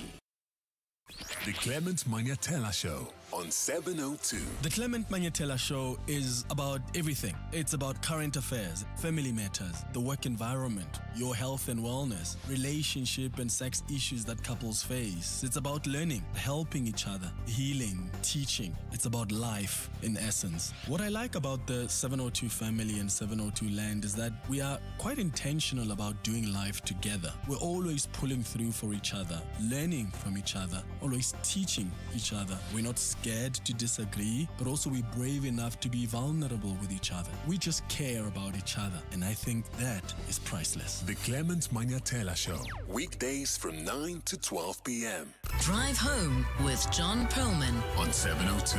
Let's walk the talk. So the question we asked you, songs that sound upbeat, even quite happy, certainly nothing you would think of as a sad song or a serious song, but nevertheless turn out to be quite serious songs. And we played you a snatch of the German band Nena and their song 99 Red Balloons. Jonathan Fairburn, not such a happy song.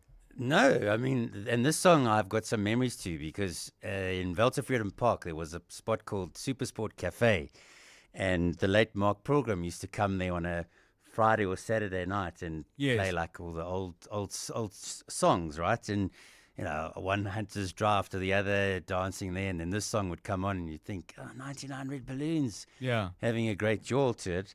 But it's actually a song by Nena. And it's an anti-war song about how something harmless can accidentally trigger a devastating war. Mm-hmm. And it was written during the Cold War when tensions between the US and the Soviet Union was extremely high and people generally feared nuclear war. This is what she wrote the song about, right? Yeah. So let's listen to the lyrics. Yeah. And so these red balloons go up and people think this is some sort of attack and then they start shooting and everyone shoots back. Let's take a listen. You wouldn't have thought so if you just concentrate on the music and the energy. Here's Nena one more time. You and I in a little toy shop, buy a bag of balloons with the money we've got, set them free at the break of dawn, till one by one they were gone. Back at base, box in the software, flash the message, something's out there, floating in the summer sky. 99 red balloons go by.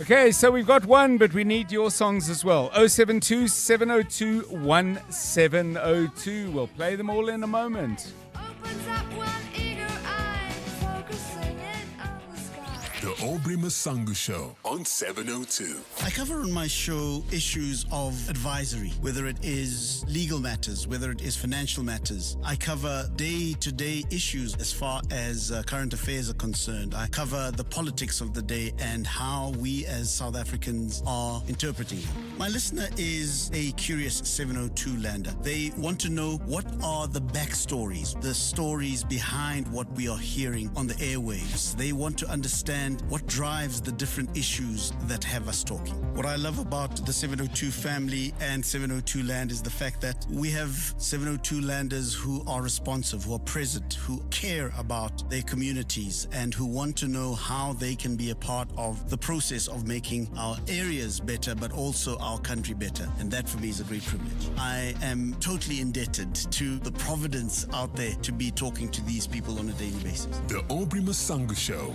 weekdays from 8 to midnight. You can become a victim of a legal problem: wrongful arrest, assault, uncontested divorce, rental disputes, maintenance matters, or labor problems. It can happen to you. Clientele Legal provides tough professional lawyers for an affordable monthly premium. Our legal team is standing by to assist you 24 hours a day. Join today. SMS Legal to 48721. That's legal to 48721. Clientele General is an authorized FSP and licensed non-life insurer. T's and C's online. Standard rates apply. Joburg winter is creeping in. The mornings are colder, the scarves are back, and suddenly getting out of bed feels like an extreme sport. So why not follow the sun? Swap the chill for warm Durban beaches, island time in Mauritius, turquoise waters in Zanzibar, or even a European summer with a vibe. Wherever the sunshine is calling, Flight Centre will help you get there. Visit your nearest Flight Centre store or flightcentre.co.za to start planning. Flight Centre, your centre for travel. All roads lead to the East Coast as thousands gather in the metropolitan jewel of KZN Durban for Africa's Travel Indaba 2026. And tomorrow, from 1 p.m., 7:02 afternoons with Relebogile Maboja will be live from the Durban ICC with Durban Tourism. From stimulating the local economy to further positioning Durban as a top destination, we're bringing you all the news and views in the business of travel and tourism. So catch 7:02 afternoons with Relebogile Maboja live from Africa's Travel Indaba 2026 with Durban Tourism on 7:02. 702. WhatsApp John On 072 702 1702. I'm John. Here. The song with the ironic fast beat but the sad message is Mematswale by Kaifa Semenya, because it's pleading over a collapsing marriage. It even says Mutsuwaka wa Tubeha, meaning my homestead is falling apart. But it's probably Kaifa's most dance to song, and it really is a dance track filler. But yeah, it's about a breaking marriage, not being celebrated, but being deeply cried over. Thanks.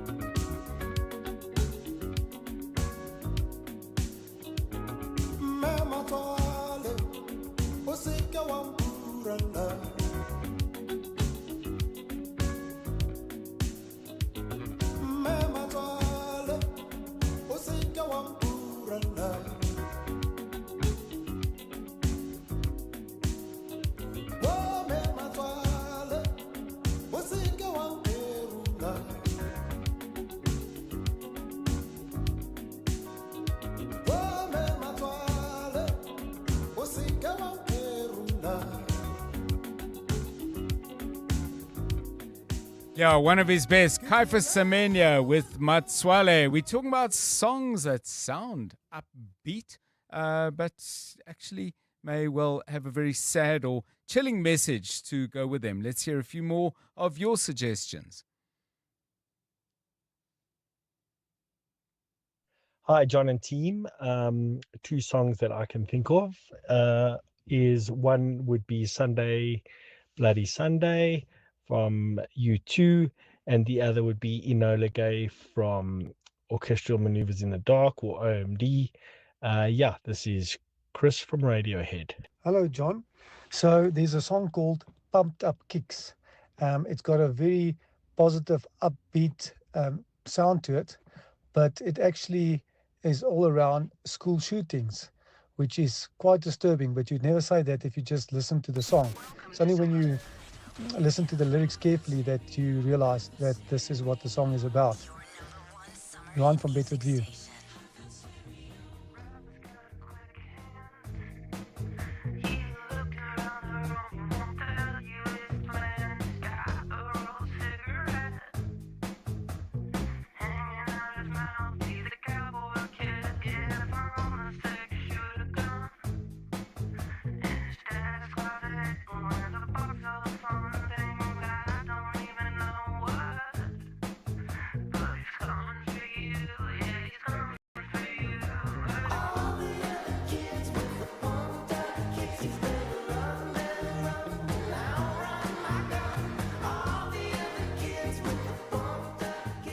Pumped Up Kicks, a song with very, very sad content to it. Is by the American indie pop band Fast to the People. Reference, by the way, to the Orchestral Maneuvers in the Dark song Enola Gay. Enola Gay was the Boeing B-29 Superfortress bomber that dropped the first atomic bomb on Hiroshima in Japan in August of 1945. One more from you. Hey, John. Jonathan from Joburg. Talking about songs with deeper meanings, hidden meanings. One that springs to mind is that old South African song, Master Jack. I think it was to Jackson and Jill who originally sang it. A lot of sort of subversive underlying meanings there, I think, which weren't, the authorities weren't aware of at the time, and it's, if you dig a little bit deeper, I think there's a story there. Cheers, thanks.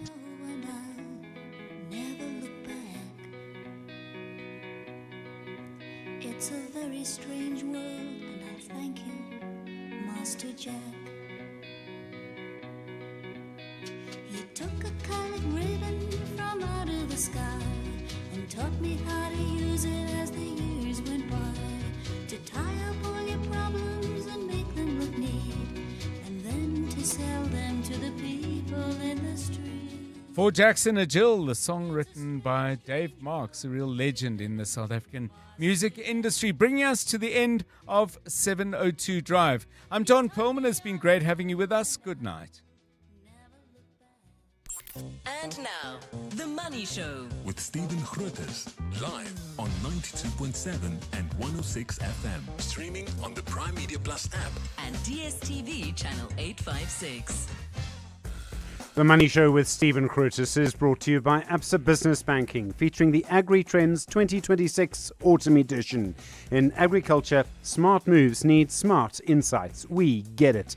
Good evening. On your Money Show tonight, the Woolworths CEO Roy Bagatini will be on your radio to respond to the Bayer's chocolates